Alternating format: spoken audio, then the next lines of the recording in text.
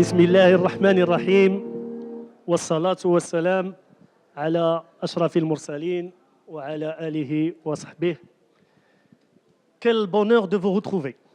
Quel bonheur de vous retrouver après 2 mois d'absence forcée, obligée, puisque, comme vous le savez tous, la majorité parmi vous, il y a eu élection d'un nouveau bureau, d'un nouveau président. On a pris le temps de concocter quelque chose qu'on va vous montrer. On a pris le temps de cogiter ensemble tous nos événements, notre programme. Je laisserai tout à l'heure le soin à notre nouveau et cher président de vous présenter tout ça. Mais on avait hâte de vous retrouver. On avait hâte de retrouver toute la famille AGEF.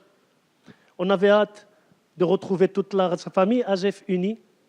Honneur à toutes les personnes présentes, nos chers past présidents, notre fierté, nos chers adhérents, notre force, nos chers membres de bureau, la cheville ouvrière, que je remercie beaucoup pour la mobilisation, toutes les équipes techniques qui nous accompagnent, et Dieu sait comment le travail était et combien ça demande de temps. Merci à tout le monde. Je laisserai aussi Zakaria Rabei le faire. Mais croyez-nous, notre bonheur, c'est de vous offrir des cadres assez agréables avec des thématiques et des discussions aussi importantes que celles qu'on va voir sans trop tarder. C'est Zakaria Rabei, à toi la parole. Je suis un président heureux ce soir, parce que je vois d'abord les habitués, nos chers partenaires stratégiques de la Fondation Adenauer, Konrad Adenauer et Helmut et Aziz qui sont là, qui nous font l'honneur. Je vois aussi nos chers past présidents qui sont là, qui nous honorent et qui font cette continuité de cette association. Et je suis heureux aussi et surtout parce que j'ai vu des visages pour la première fois venir à un événement de la GEF. Et ça, c'est la plus grande réalisation qu'on peut faire, je pense, pour le futur de la GEF, c'est de voir de nouveaux visages adhérer et assister aux événements qu'on organise. Merci à toutes et à tous de votre présence. Et à ces moments-là qu'on va partager avec vous, je vais commencer d'abord par partager avec vous une réflexion que le bureau nouvellement élu a tracé, on va dire, a défini pour les 3 prochaines années. On a appelé ça la stratégie AGEF 2020 et articulé autour de quelques axes que je vais partager avec vous. On l'a fait il y a approximativement 1 mois dans un séminaire d'inclusion de 2 jours entre membres nouvellement élus du bureau, et c'est modestement quelques informations qui sont utiles à partager avec l'ensemble des adhérents et des sympathisants de l'AGEF. Donc la stratégie AGEF 2020, d'abord un nouveau bureau, je les présente rapidement. Anwar Ismaili, vice-président, Aminul Hiyan, vice-président, Lashkar Alami, qui est notre secrétaire général, Mouad Bensouda, qui est notre trésorier général, Anas Hashimi, qui est notre secrétaire général adjoint, et Kamel Fahmi, qui est le trésorier adjoint. Et puis nous avons des chefs de projet par ordre alphabétique. Donc il y a Abdelmouiz Bourzigui, et puis nouvellement coopté dans le bureau, et je la félicite pour ça, Sonia Darif, qui vient de nous rejoindre, qui est cooptée, et bien sûr, selon les statuts, sa candidature doit être validée à la prochaine Assemblée générale. Et puis Asma El-Kouhen et Yasmina Gerrouj, qui nous ont rejoints à la dernière Assemblée générale, élus avec brio comme c'est Bourzigui, et c'est Mohamed Tassafout, qui fait partie déjà du bureau ancien.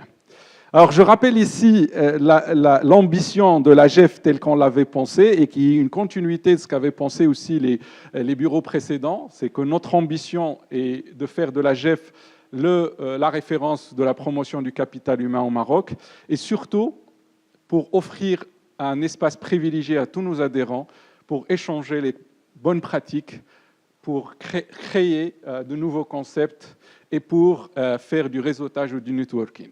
Notre deuxième ambition est d'être une force de proposition importante et influente auprès des pouvoirs publics, de faire de la production intellectuelle sur des thématiques RH et du capital humain important, et surtout aussi sur des thématiques d'ordre social. Et la troisième ambition, c'est de capitaliser sur cette expérience. Comme vous le savez, l'AGEF a 46 ans. Elle a cumulé depuis les fondateurs de cette association à aujourd'hui des expériences formidables avec des hommes et des femmes qui ont fait ce qu'est l'AGEF aujourd'hui et que, fiers de ce passé-là, fiers de cet engagement, fiers de cette capitalisation d'expérience, nous souhaitons rayonner aussi bien qu'au Maroc, qu'en Afrique et qu'à l'international. Nous partageons 4 valeurs essentielles. La première, c'est le partage ou l'échange d'expériences, l'engagement vers des causes et des sujets et des thématiques d'actualité importantes pour nous en tant que capital humain et fonction ressources humaines, faire de l'innovation et de la créativité dans des sujets adaptés au Maroc et surtout créer une certaine solidarité entre ses membres pour pouvoir s'entraider dans les moments agréables et de confort comme dans les moments difficiles. La stratégie AGEF 2020 s'articule autour de 5 axes stratégiques que je vais essayer de décrire rapidement, sans trop tarder. Le premier axe, c'est notre souhait à tout le bureau et avec tous nos adhérents de transformer cette association AGEF, de la rendre un exemple en matière d'éthique et de code de bonne conduite et de gouvernance interne en tant qu'association. Vous savez déjà que c'est une association qui a continué pendant 46 ans, qui a toujours respecté les élections à temps, l'élection de ses membres à temps, de son président. C'est l'une des rares associations au Maroc qui a une tradition démocratique et de transparence et de règles d'élection continue et qui n'a pas failli depuis 46 ans. Mais les challenges futurs nous obligent à changer l'AGEF pour demeurer l'AGEF, à changer l'AGEF pour garder l'esprit de l'AGEF.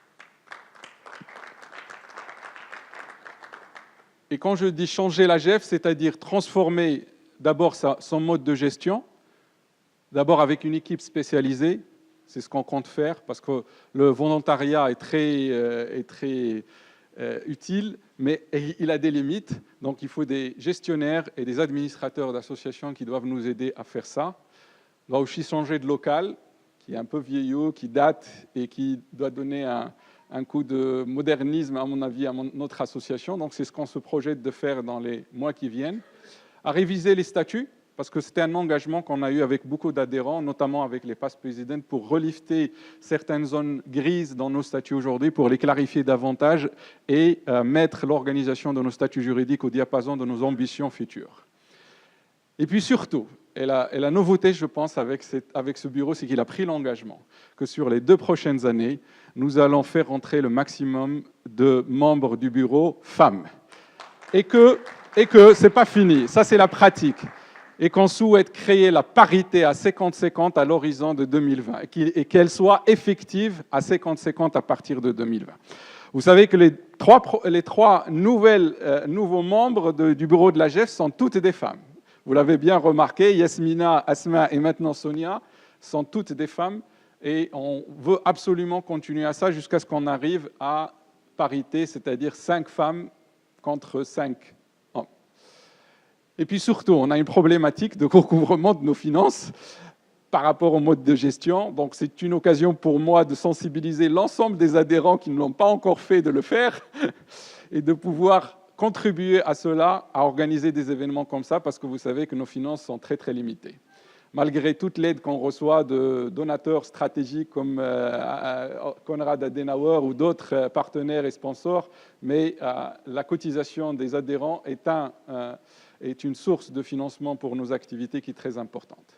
Le deuxième axe stratégique de notre vision 2020, c'est l'axe du partenariat et des relations institutionnelles.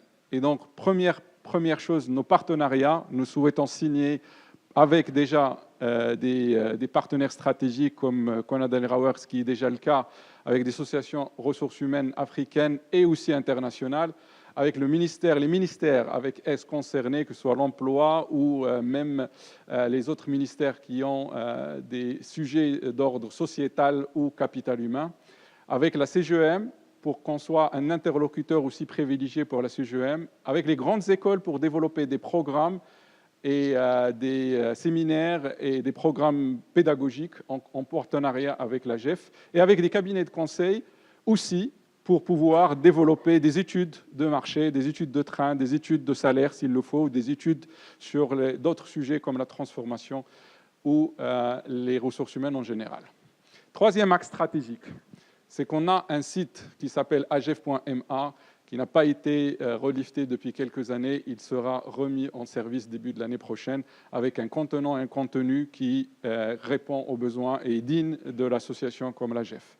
On projette aussi de faire une newsletter trimestrielle pour informer nos adhérents sur les programmes, les activités et puis sur les études qu'on va lancer. On a aussi un partenariat qu'on souhaite développer avec les supports médias et de presse, à utiliser tous les réseaux de social media pour notre communication. Et ça, c'est une demande surtout de la nouvelle génération des RH qui sont là aujourd'hui, qui n'ont jamais mis les pieds dans l'AGEF et qui nous demandent d'être un peu plus modernes, un peu plus à la page et d'utiliser les médias modernes pour pouvoir communiquer. On va essayer de le faire. Et surtout, il y avait un projet que nous comptons réaliser pendant ces 3 prochaines années. C'est un projet sur un film institutionnel de l'histoire de l'AGEF. Il y a des hommes et des femmes qui ont travaillé pour cette association avec leur cœur, avec leur effort, avec le temps, avec l'argent, même des fois de leur propre argent, et qu'on n'a pas encore pris la peine ou l'occasion de leur rendre hommage. Nous comptons, à travers ce film-là, de l'histoire de l'AGEF, rendre hommage à ces femmes et ces hommes de l'AGEF pour pouvoir les remercier de ce qu'ils ont fait de l'AGEF jusqu'à aujourd'hui. Quatrième axe stratégique, c'est les événements, et encore les événements, encore une fois comme celui d'aujourd'hui. On a le colloque annuel qu'on ne va pas faire cette année-là, je l'annonce déjà d'emblée, qu'on a projeté de faire fin mars ou début d'avril. Les dates vont être fixées début décembre. Mais on a bien voulu ne rien faire cette année-là pour justement bien préparer un colloque de qualité pour la rentrée de l'année prochaine. Par contre, on a des activités qui, d'ici la fin de l'année, comme le TED d'aujourd'hui ou des dîners débats, qui vont continuer à faire, en plus du ftour avec RH à la fin de Ramadan qu'on fait chaque année, et des week-ends AGEF qu'on compte créer aussi pour pouvoir rejoindre l'utile à l'agréable, et les fameux dîners débats qu'on a chaque année sur des thématiques d'actualité. Et dernier axe, et non pas des moindres, nous souhaitons offrir une expérience adhérent, et je dis bien expérience et adhérent avec sans S. Adhérent sans S. Et on a fait exprès de ne pas le mettre S à adhérent, parce qu'on veut que chacun des adhérents ait et se sent chez lui à l'AGEF. Et qu'il puisse dire « je viens à l'AGEF parce que j'ai quelque chose que j'ai envie de retrouver dans cette association ». Et ça, c'est pour moi et moi tout seul, et non pas par rapport à un groupe ou par rapport à une association en général. Donc chacun y trouvera son compte, que ce soit les sujets, que ce soit les formes de rencontres, que ce soit les échanges de best pratiques par rapport à lui. Et de ce fait-là, nous avons envie d'attirer le maximum d'adhérents. D'abord, en faisant réentrer un comeback de l'AGEF régionale, qui, pour le moment, il y a eu une certaine distance avec l'AGEF nationale. Nous voulons aussi créer, pour la première fois, ce qu'on appelle les clubs AGEF sectoriels. On vient d'en discuter le principe aujourd'hui même avec le club AGEF Pharma, avec les DRH du secteur pharmaceutique. Et ça, c'est un nouveau concept pour drainer le maximum d'adhérents en leur laissant le double avantage. Le premier avantage, c'est d'appartenir à une grande famille qui est l'AGEF et à partager des pratiques qui concernent l'ensemble des secteurs. Mais le deuxième avantage, pour eux, c'est de garder cette autonomie et ce groupe fermé et ce club entre eux pour pouvoir échanger les pratiques qui peuvent exister uniquement dans le pharma et qui ne sont pas forcément partageables dans les autres secteurs. Mais on va, en plus de Club Pharma qui est le pilote à partir d'aujourd'hui, on va l'utiliser comme pilote pour pouvoir créer d'autres secteurs, le pharma FMCG, le pharma banking, le pharma call center. On a quelques listes de gens qui sont intéressés. On vous en parlera davantage dans les prochaines rencontres. On va aussi réviser la grille des cotisations. Il n'est pas concevable qu'on reste avec le montant de cotisation qu'on a aujourd'hui, qui est entre 1 000 et 2 000 dirhams, qui est très faible par rapport à toute ambition qu'on souhaite. Donc on va réviser, comme nous l'ont suggéré les gens pendant l'Assemblée générale, on va tenir compte de la taille de l'entreprise, de son chiffre d'affaires, pour pouvoir faire payer un peu plus les plus grands et un peu moins les PME et les toutes petites entreprises. Mais aussi, on va impliquer nos adhérents sur le choix des thématiques. À travers des manqués ou des surveils, on va leur proposer des sujets et on va récolter leurs suggestions les plus importantes par rapport à la liste des thématiques qu'ils veulent qu'on traite pendant nos TED, nos dîners débats ou nos colloques annuels. Et surtout, on va commencer à partir d'aujourd'hui à faire à chaque événement une enquête de satisfaction on spot avec du matériel de dernière technologie pour pouvoir demander à nos adhérents qu'est-ce qu'ils pensent d'abord de l'événement et de la logistique et de leur expérience AGEF. Voilà ce qui est l'AGEF, la stratégie AGEF 2020.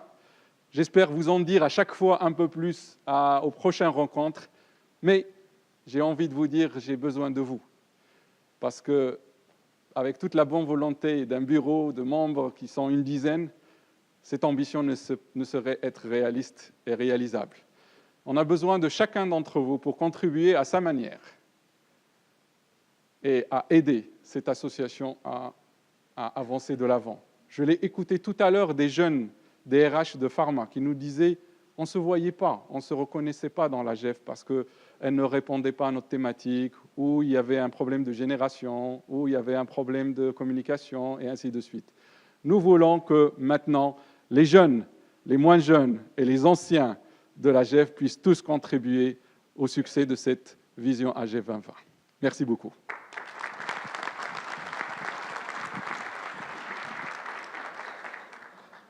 Merci, Président. À bon entendeur, mesdames et messieurs les membres du bureau, vous l'avez très bien écouté.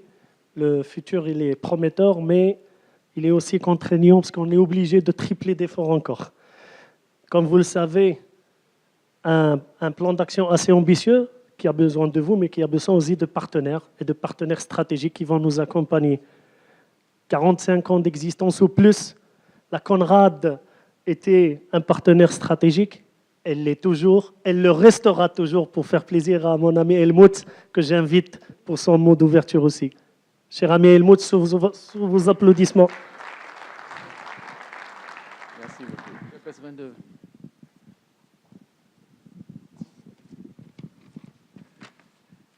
Chers amis, chers nouveaux AGEF, parce que j'ai l'impression qu'il y a beaucoup de nouveautés. Vous avez déjà présenté déjà.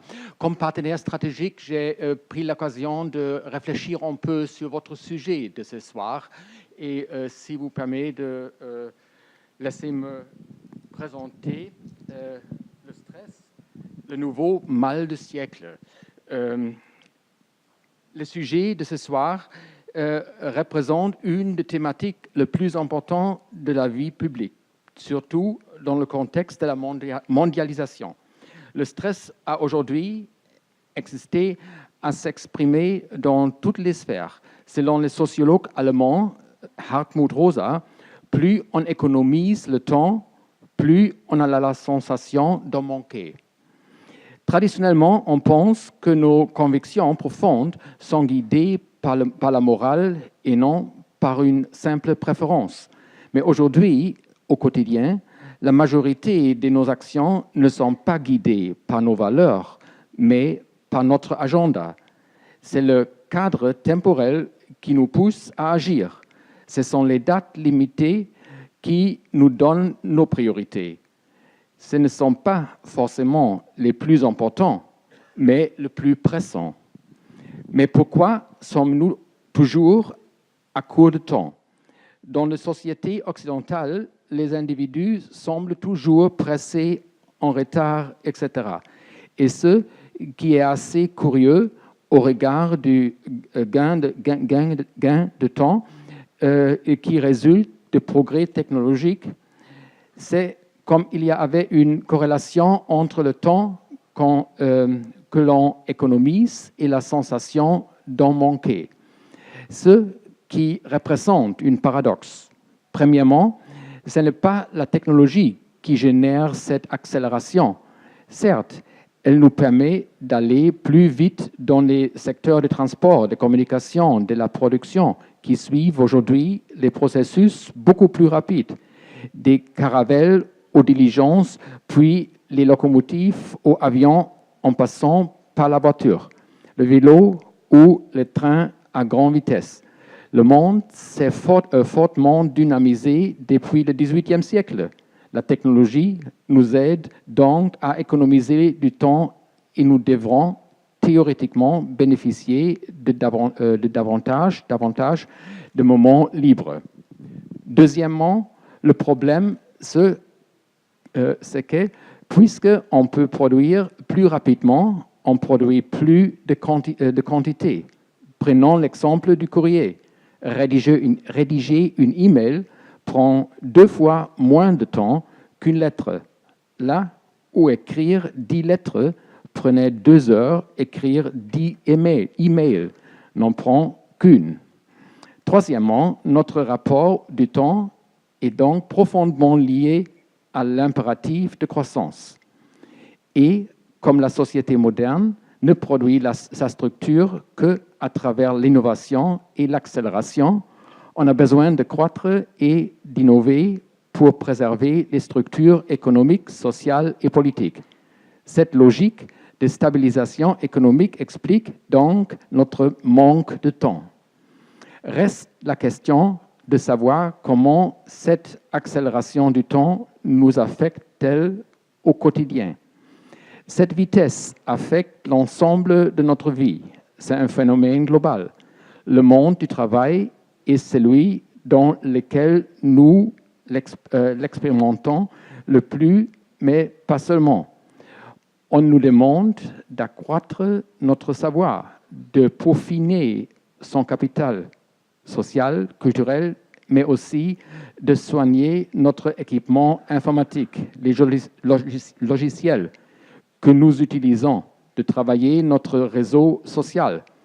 Toute notre vie est soumise de cette logique d'augmentation, de compétition et d'accélération. Je vous remercie. Merci, cher Helmut. Et nous apprécions beaucoup ton accompagnement et celui de la Conrad. Et nous te promettons aussi un avenir meilleur pour notre coopération. Mesdames et messieurs, le temps que la technique suit un peu, et depuis pas mal de temps, j'essaie d'apprendre un peu la biographie de notre speaker, mais il m'a été très difficile. C'est pour ça que j'ai tenu à voir toute la biographie Andy. C'est une vraie biographie, hein, si Jafar. Hein. Alors, si Jafar Heikel, notre intervenant aujourd'hui, qui nous fait le plaisir et l'honneur d'intervenir, il a répondu favorablement, sans aucune hésitation, connu, reconnu dans son domaine, grand speaker aussi. Pour le présenter en quelques mots, alors il est professeur d'abord de médecine préventive, il est docteur en médecine spécialisée aux maladies infectieuses, il est diplômé universitaire en nutrition et maladies métaboliques.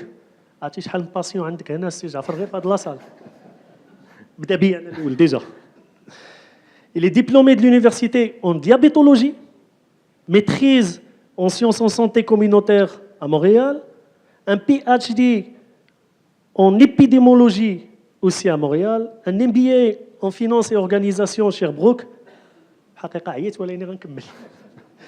doctorat en sciences économie à Paris, et la liste elle est engorlante, je vous épargne ça.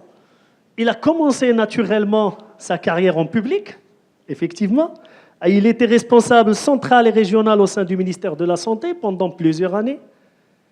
Il a occupé plusieurs directions, du management exécutif des projets relatifs aux institutions de santé. Et puis, il est expert international aussi. Et comment, avec tout ce background, élu au Conseil de l'Ordre des médecins, et d'un jour, il a décidé de quitter le public et d'intégrer le monde du privé. Et il a une large expérience, grand cabinet aujourd'hui qu'il dirige. Et il est aussi enseignant-chercheur. Il a exercé pendant 25 ans au Canada. Et puis il est rentré au pays. Honneur aux gens qui rentrent au pays. Ça mérite d'être applaudi aussi.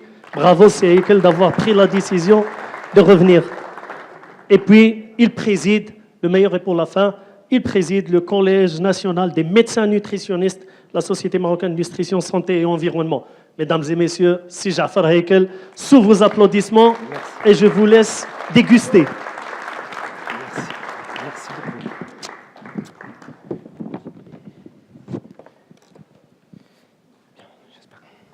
Bien, après cette présentation, je ne sais plus quoi dire. Je pense que si on cherche un boulot, c'est bien ce soir que c'est l'occasion, avec tous les DRH qu'il y a ici ce soir. Merci infiniment à l'AGEF. Merci de m'honorer, c'est vous qui m'honorez. Merci de m'inviter à cette présentation. Je vais essayer d'être le plus bref possible, ne pas vous stresser, parce qu'on va parler de stress ce soir. Je travaille beaucoup sur cette pathologie, malheureusement, qui est très, très fréquente, et fréquente aussi dans notre pays, parce qu'à chaque fois que je vois des patients, et tout le monde est stressé. Je suis directeur marketing stressé, DRH stressé, ministre stressé, au chômage stressé. Rendez-vous compte, même les gens qui sont au chômage. Donc tout le monde est stressé. Mais ce que je veux vous parler ce soir, ce n'est pas de certains aspects qui sont très positifs pour le stress, vous allez voir. Je vais vous parler également des aspects négatifs. Et en tant que DRH, vous allez voir qu'il y a des aspects extrêmement négatifs pour la santé. Le stress est important, on ne peut pas vivre sans stress, c'est impossible. Sans stress, on serait mort. Mais c'est le stress positif. Par contre, le stress négatif est un autre problème. Et avant, pour déstresser tout le monde, et vu que c'est votre axe stratégique majeur et le premier de Monsieur le Président, et en l'honneur de l'ensemble des femmes marocaines et des compétences des femmes marocaines, je vais demander à tous les hommes de cette salle de se lever en l'honneur des femmes marocaines et des compétences marocaines dans ce pays. Tous les hommes de cette salle.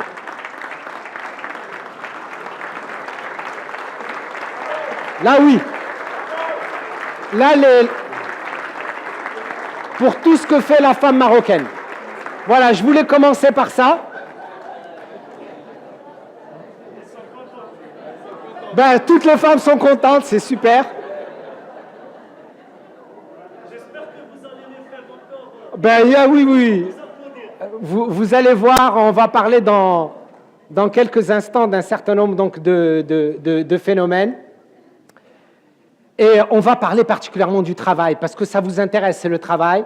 Et c'est quoi le stress au travail? Qu'est-ce que ça veut dire? C'est quoi la différence entre la peur, l'angoisse, le stress? C'est quoi stresser au travail? Alors, j'ai une nouvelle d'abord pour vous. Hein, c'est que toutes ces diapositives, je les offre à l'AGEF. Ils sont à votre disposition. Prenez-les, utilisez-les. Donc, c'est à votre disposition avec plaisir. Vous pouvez même les utiliser en termes de formation si vous avez besoin dans vos entreprises. Est-ce qu'on souffre au travail? Alors, pour répondre à cette question, c'est très simple. Je pourrais demander à toutes les personnes dans cette salle, combien parmi vous, quand vous vous levez le matin, vous êtes heureux, je vais au travail. Je suis super heureux. Hein? Et je vois qu'il n'y a pas beaucoup de sourires. Hein? Je vois qu'il y a beaucoup de gens qui se lèvent le matin et qui se disent, bon, c'est génial d'aller au travail, yes! Et il y en a d'autres qui, parfois, c'est un calvaire.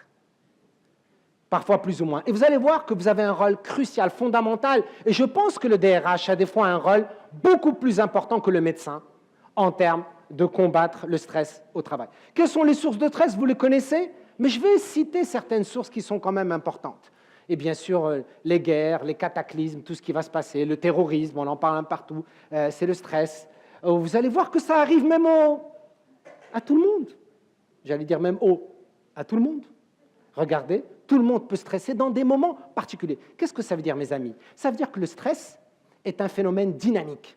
Ce n'est pas un phénomène statique, à un moment ou à un autre. Et des fois, même, on veut désamorcer certaines bombes. Hein? Ça dépend de notre définition des bombes. Mais toujours est-il, il faut la désamorcer parce que sinon, ça crée un certain nombre donc, de stress. Figurez-vous, mes amis, contrairement à ce qu'on croit, on pense que le stress, c'est un phénomène moderne. C'est faux. Le stress n'est pas un phénomène moderne. Il existe depuis la préhistoire. Depuis les hommes préhistoriques qui avaient peur dans les cavernes. Hein, ils dormaient le soir, est-ce qu'il y a une bête féroce qui va arriver, etc. Sauf que le temps moderne ont accéléré le stress et l'ont aggravé, et on va le voir dans quelques instants. Donc c'est quelque chose qui date depuis très, très, très longtemps. Avec l'évolution, vous allez voir dans vos différents métiers, vous allez reconnaître un certain nombre de choses. Depuis la révolution industrielle jusqu'à aujourd'hui, ce qu'on appelle les cybersystèmes, etc. Et regardez autour de vous.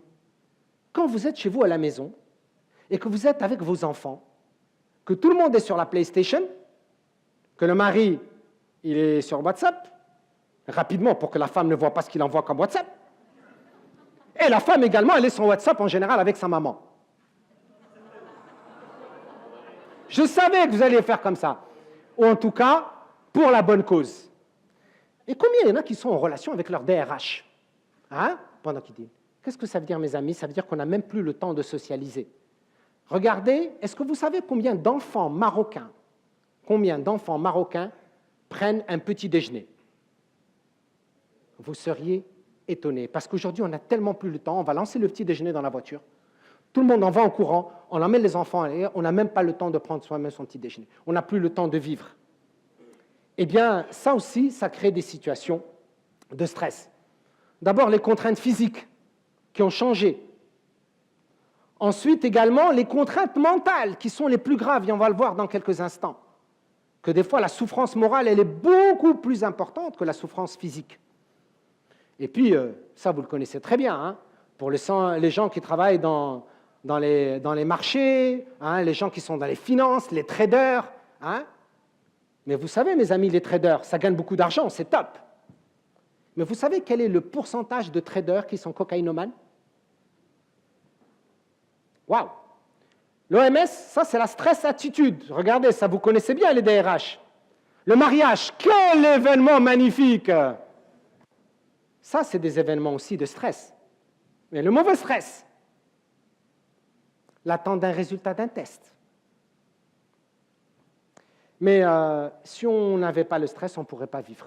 C'est impossible. Mais regardez les chiffres. Mesdames, vous êtes plus concernées par le stress que les hommes. Et plus, mesdames, vous êtes des cadres, et plus vous avez des chances d'être stressés par rapport aux hommes. Regardez les chiffres.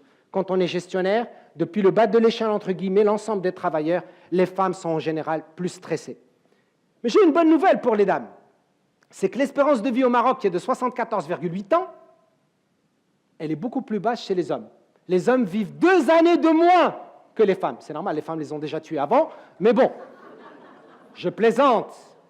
Mais l'espérance de vie, plus on est cadre, plus on a des chances d'être stressé, et plus il y a des risques pour la santé. Et malheureusement, je le dis, les femmes sont encore plus concernées, et vous allez voir, même pour les maladies qui sont assez graves.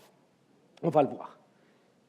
On a des preuves scientifiques aujourd'hui que le stress agit au niveau cellulaire, au niveau de toutes nos cellules, avec des conséquences assez importantes. Je vous montre un certain nombre donc d'images pour ne pas rentrer dans le stress, et vous allez voir que notre corps va réagir avec un certain nombre donc d'éléments, jusqu'à arriver à des phases d'alcool, de tabac, de médicaments, de sommeil, d'épuisement, et voilà, entre hier et aujourd'hui, avec des maladies chroniques.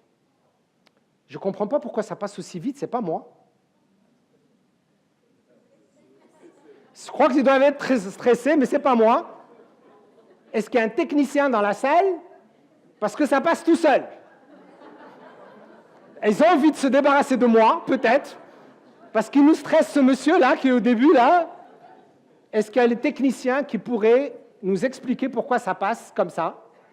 Voilà, ben, on a bientôt terminé, ça tombe bien. Voilà, il faut applaudir, c'est le moment. Alors, en attendant qu'un technicien arrive pour changer les choses, parce que ça passe. Il est stressé. Voilà, ça doit être stressé. Mais en attendant, je peux quand même vous dire les mécanismes au niveau cellulaire. Aujourd'hui, on a la preuve scientifique, ce qu'on appelle le stress oxydatif. Au niveau de notre ADN, hein, vous savez qu'au niveau de nos cellules, il y a de l'ADN, eh bien, on a maintenant les preuves scientifiques que toutes les personnes qui stressent ont plus de chances d'être en surpoids ou en obèse, ou alors anorexiques, l'anorexie mentale. Que les personnes qui sont stressées ont plus de chances d'avoir un syndrome métabolique. Syndrome métabolique, c'est les conséquences du surpoids et de l'obésité. Plus on est stressé, plus on a des chances maintenant d'avoir un cancer. Chez les femmes, c'est sein, utérus, chez l'homme, et le côlon et la prostate. Toutes choses par ailleurs étant égales, on a à peu près 3 fois plus de chances de faire un cancer que lorsqu'on est stressé sur une échelle de 1 à 10 à partir de 7 et plus. Toutes choses par ailleurs étant égales.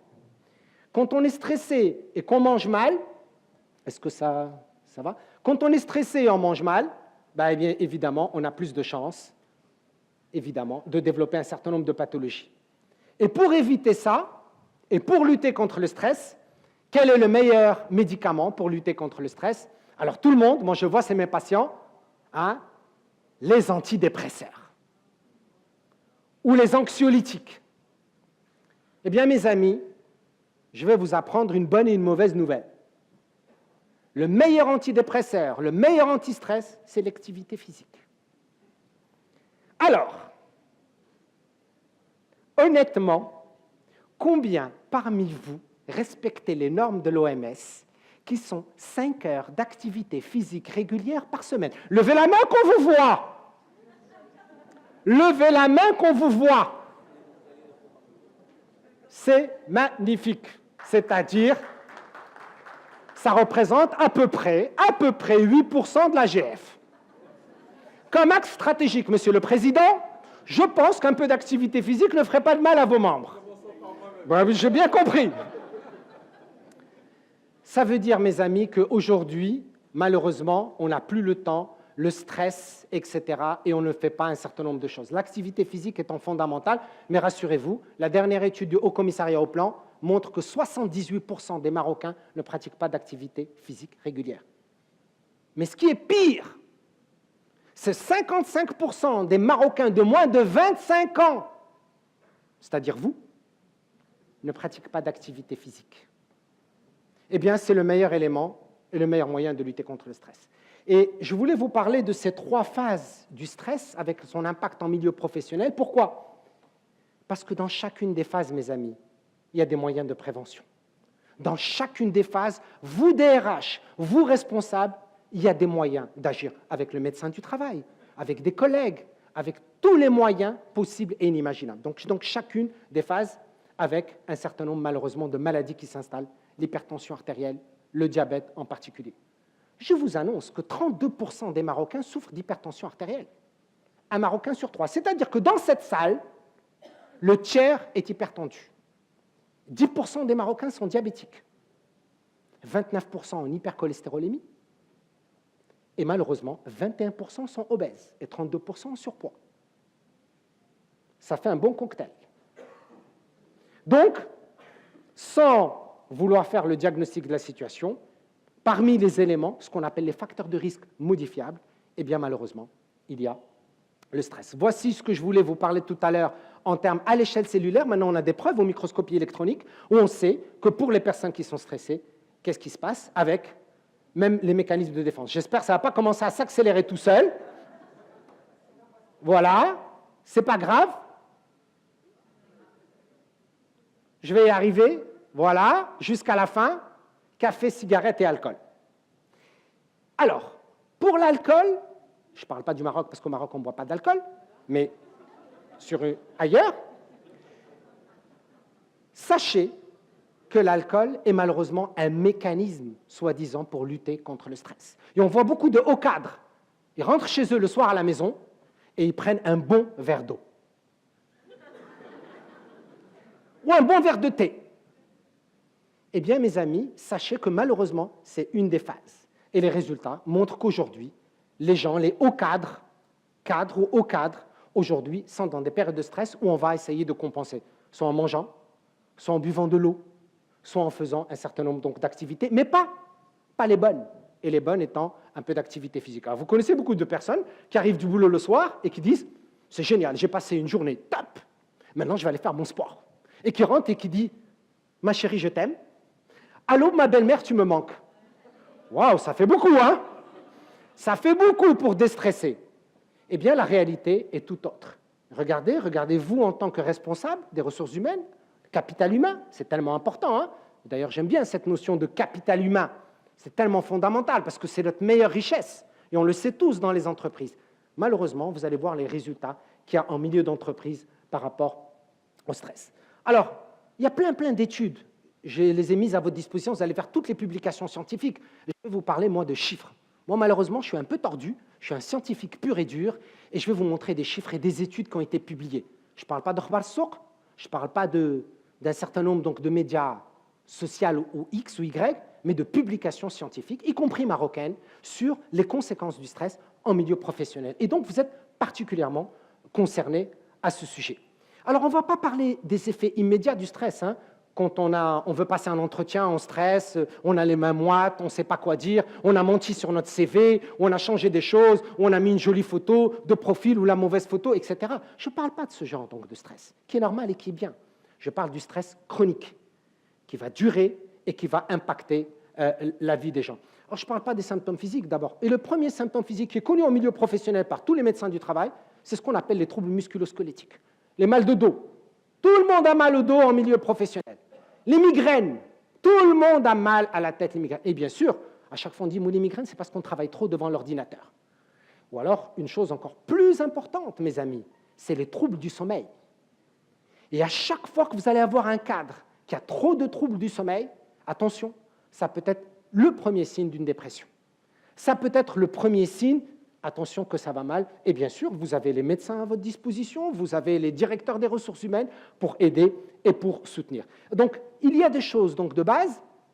Évidemment, les troubles gastro-intestinaux sont connus en période de stress, mais il y a des choses qui sont malheureusement beaucoup plus graves et qui vont aller dans les somnifères, dans un certain nombre de médicaments et bien sûr avec un certain nombre de risques pour la santé. On va les voir dans quelques instants. Et le premier, c'est le syndrome métabolique. Et au Maroc, la prévalence du syndrome métabolique, c'est 28%. C'est quoi le syndrome métabolique? C'est malheureusement l'association de trois choses. Hypertension, diabète et obésité, surpoids. Alors, une chose importante. Entre parenthèses, mais vous n'enregistrez pas ça, je n'ai pas dit ça. Pour les gens qui boivent de l'eau, il y a obligatoirement du ventre, parce qu'il y a du tissu adipeux, hommes et femmes. Toujours de l'eau, on est toujours en train de parler de l'eau. Si vous avez des collègues qui boivent énormément d'eau, mais qui n'ont pas de ventre, attention, ils sont en train de détruire leur foie. Alors, il y a des gens qui me regardent et me disent « Ah, moi j'ai un ventre, je suis bien là. » Moi, je suis super bien, j'ai un ventre, c'est top, ça va bien. Moi, j'ai des bourrelets d'amour, super, j'ai mon ventre et tout va bien. Pourquoi? Parce que malheureusement, cette eau est extrêmement calorique et elle est dangereuse pour la santé. Donc, le syndrome métabolique, c'est un des premiers stades et on le voit en milieu professionnel. Évidemment, que me répondent la majorité de mes patients? Oh non, j'ai grossi depuis que je me suis marié. Mais rassurez-vous, les femmes disent la même chose. Oh, moi aussi, j'ai grossi depuis que je me suis marié. Évidemment, le mariage, c'est toujours la raison. Bonne ou moins bonne. Mais ce n'est pas le mariage qui fait grossir. C'est notre façon de vivre. C'est notre façon de gérer notre quotidien qui fait grossir. Ce n'est pas le mariage. Même si l'époux cuisine très bien. N'est-ce pas? Même quand les maris cuisinent très bien. Vous avez remarqué que je n'ai pas dit même quand les femmes cuisinent très bien. Parce que si j'avais dit quand les femmes cuisinent très bien, on dirait oh, franchement, il exagère, Il exagère, il n'y a pas que les femmes qui cuisinent. Parce que chez nous, les hommes cuisinent aussi. Il n'y a pas de réaction de la part des hommes. Alors, tout le monde regarde le plafond et dit, mais de quoi il parle? On n'est pas concerné. Deuxième chose, mes amis, le cortisol. Vous avez deux hormones qu'on sécrète quand on est stressé, l'adrénaline et le cortisol. Mais ce n'est pas des hormones qui sont très sympas. Parce que quand vous sécrétez trop d'adrénaline, vous avez une tachycardie, vous avez un certain nombre de troubles du rythme même cardiaque. Et quand on sécrète également du cortisol, il y a des risques en matière donc de diabète. Et voici les dernières publications à propos des grands problèmes lorsque vous sécrétez ces deux hormones qui sont exactement liés au stress. Voilà un peu les conséquences des publications à propos. Et qu'est-ce qu'on a fait? On a surveillé des personnes qui étaient stressées, on crée des situations de stress, on mesure ces hormones dans le sang et on voit ensuite les conséquences à court, moyen et long terme. Voici un petit peu ça, par exemple, par rapport au surpoids et à l'obésité. Les maladies cardiovasculaires, j'en parle même pas, parce que l'hypertension artérielle, tout le monde dit, bon, l'hypertension artérielle, ok, bon. Oui, l'hypertension artérielle, mes amis, ensuite, c'est accident vasculaire cérébral et conséquences. Et on est trop jeune pour ça. Quand j'ai commencé mes études de médecine, on voyait de l'hypertension artérielle ou des conséquences graves pour la santé pour les personnes à partir de 60-65 ans. Aujourd'hui, je vois des jeunes de 30-35 ans avec une hypertension artérielle. 30-35 ans à cause du stress, du mode de vie, etc. Wow. Ça, je voulais vous montrer ces images. Parce que ça, c'est les nouvelles preuves scientifiques du cancer et le stress. Je vais me battre contre ça. Bon. Voilà, je pense qu'on va y arriver. Ils ne veulent pas, mais je vais essayer quand même, avec également les métastases cancéreuses. Plus vous avez un stress, plus vous augmentez également votre risque d'un certain nombre de métastases. Ça, ce sont des études qui ont été faites sur les cobayes et les souris. Voilà, alors je ne sais pas qu'est-ce qui se passe. Ah, c'est le téléphone. C'est le téléphone qui se... Bon. Voilà, voilà, voilà, et voilà. Bon, c'est bon. Sur les études sur le cancer. Évidemment, je n'ai pas envie que vous... Ah, ça, c'est plus mon téléphone. Je n'ai pas envie que vous sortiez de cette salle et de dire « Je suis stressé, je risque d'avoir un cancer ». Absolument pas. Ce qu'on dit, c'est l'exposition chronique. Quelqu'un qui stresse beaucoup trop en milieu professionnel augmente ses chances d'un certain nombre donc, de pathologies. Et on a énormément d'études à ce sujet. Alors, ce qui est très intéressant... Waouh! Est-ce qu'il y aurait quelqu'un qui pourrait sauver la situation? Parce que là, je vous assure, ce n'est pas mon téléphone. Mais par contre, ça appartient au président. Alors ça, par contre, ou alors je vais le passer à la main. On a même créé, depuis 2014, très intéressant, ce qu'on appelle un stressomètre entrepreneurial. Un stressomètre. Et quelles sont les situations? Alors j'adore, dépôt de bilan, c'est la situation la plus stressante. C'est le dépôt de bilan. Alors est-ce que c'est le dépôt du bilan ou c'est le fisc qui nous stresse? Regardez, c'est la situation la plus stressante. Et la situation la moins stressante, ce serait le manque de reconnaissance. Mais là aussi, on n'a pas tellement d'études dans les pays comme le Maroc. On va voir les études qu'il y a au Maroc. Mais voici un petit peu ce qui se passe. La surcharge du travail du dirigeant, les conflits, les procédures, le mauvais résultat annuel fait partie des situations les plus stressantes dans une entreprise. Alors, quelques chiffres aussi pour que vous puissiez voir un petit peu. Sur les États arabes, il n'y a pas grand-chose sur le stress. On a comme l'impression que le stress, ce n'est pas une situation dont on a tellement envie de parler, ou alors on dit, franchement, hein, chez nous, il n'y a pas de raison d'avoir du stress. C'est cool chez nous. Mais pas du tout. Je pense que chez nous aussi, on bosse à fond et il y a énormément de situations de stress, mais nous n'avons pas suffisamment de publications. Je vais vous montrer une des rares publications qu'il y a au Maroc sur les situations de stress en milieu professionnel. Mais regardez dans les pays arabes, concernant par exemple l'Arabie Saoudite, les Émirats Arabes Unis, regardez le pourcentage d'employés stressés sur une étude qui a été publiée, qui est assez intéressante. Elle date quand même, c'est de 2010, mais qui montre un petit peu où est-ce qu'on s'y situe. Le Koweït à 26%, et l'Arabie Saoudite quand même à 38%, alors on pourrait penser que c'est un peu cool et un peu décontracté. Ce n'est pas le cas. Il y a eu une très belle étude qui a été faite sur toutes les données du stress en milieu professionnel au Maroc, qui a été publiée et qui est très intéressante en 2015, et qui a bizarrement, alors j'ai adoré cette étude, bizarrement, parmi les professions les plus stressantes, ce sont les professions médicales. Apparemment, ce seraient les médecins qui seraient les plus stressés. On pensait que c'était les chirurgiens dentistes. Hein, c'est connu à travers le monde. Vous savez quel est le plus haut taux de suicide chez les professionnels de santé? Ce sont chez les chirurgiens dentistes, et essentiellement au mois de février. Mais ça, c'est dans les pays nordiques parce qu'il fait froid, etc. Eh bien, chez nous, regardez, les chiffres sont assez impressionnants de prévalence de stress. C'est essentiellement chez les médecins, particulièrement les réanimateurs anesthésistes, les radiologues et un certain nombre donc, de personnels soignants. Et ce qui est encore plus intéressant, et j'adorais, 80% des psychiatres sont stressés. Alors là, j'ai adoré. Déjà, pour être psychiatre, il faut être particulier. Attention. Non, j'ai de bonnes relations avec mes amis psychiatres, je rigole. Mais quand même, 80% des psychiatres sont stressés. Il faut se poser un certain nombre de questions. Et regardez ensuite l'effet saillant quand on s'intéresse à d'autres entreprises. Pas uniquement les entreprises médicales, mais les autres entreprises. On constate, par exemple, ce sont les grandes villes. Casa, Rabat, Marrakech, Fès, Tanger. On ne va pas parler des petites villes ou du milieu rural. Donc le stress serait lié au côté urbain, au stress urbain, ce qui n'est pas toujours vrai. Et puis également, on a constaté, et ça par contre, c'est partout dans le monde, et c'est compris dans le contexte marocain, les femmes sont plus stressées que les hommes. Y compris, on a segmenté entre les femmes qui travaillent et les femmes qui sont au foyer, eh bien les femmes au foyer également, de façon donc générale, sont plus stressées par rapport aux hommes qui sont au foyer. Et évidemment, les hommes qui sont au foyer sont dans un café en train de boire leur petit café. Ils sont moins stressés, pendant que les femmes sont à la maison en train de travailler. Ça, c'est la caricature. Et l'explication probable de la caricature. On n'a pas de détails parce qu'on n'a pas de méthodologie pour pouvoir prouver ce qu'on pense.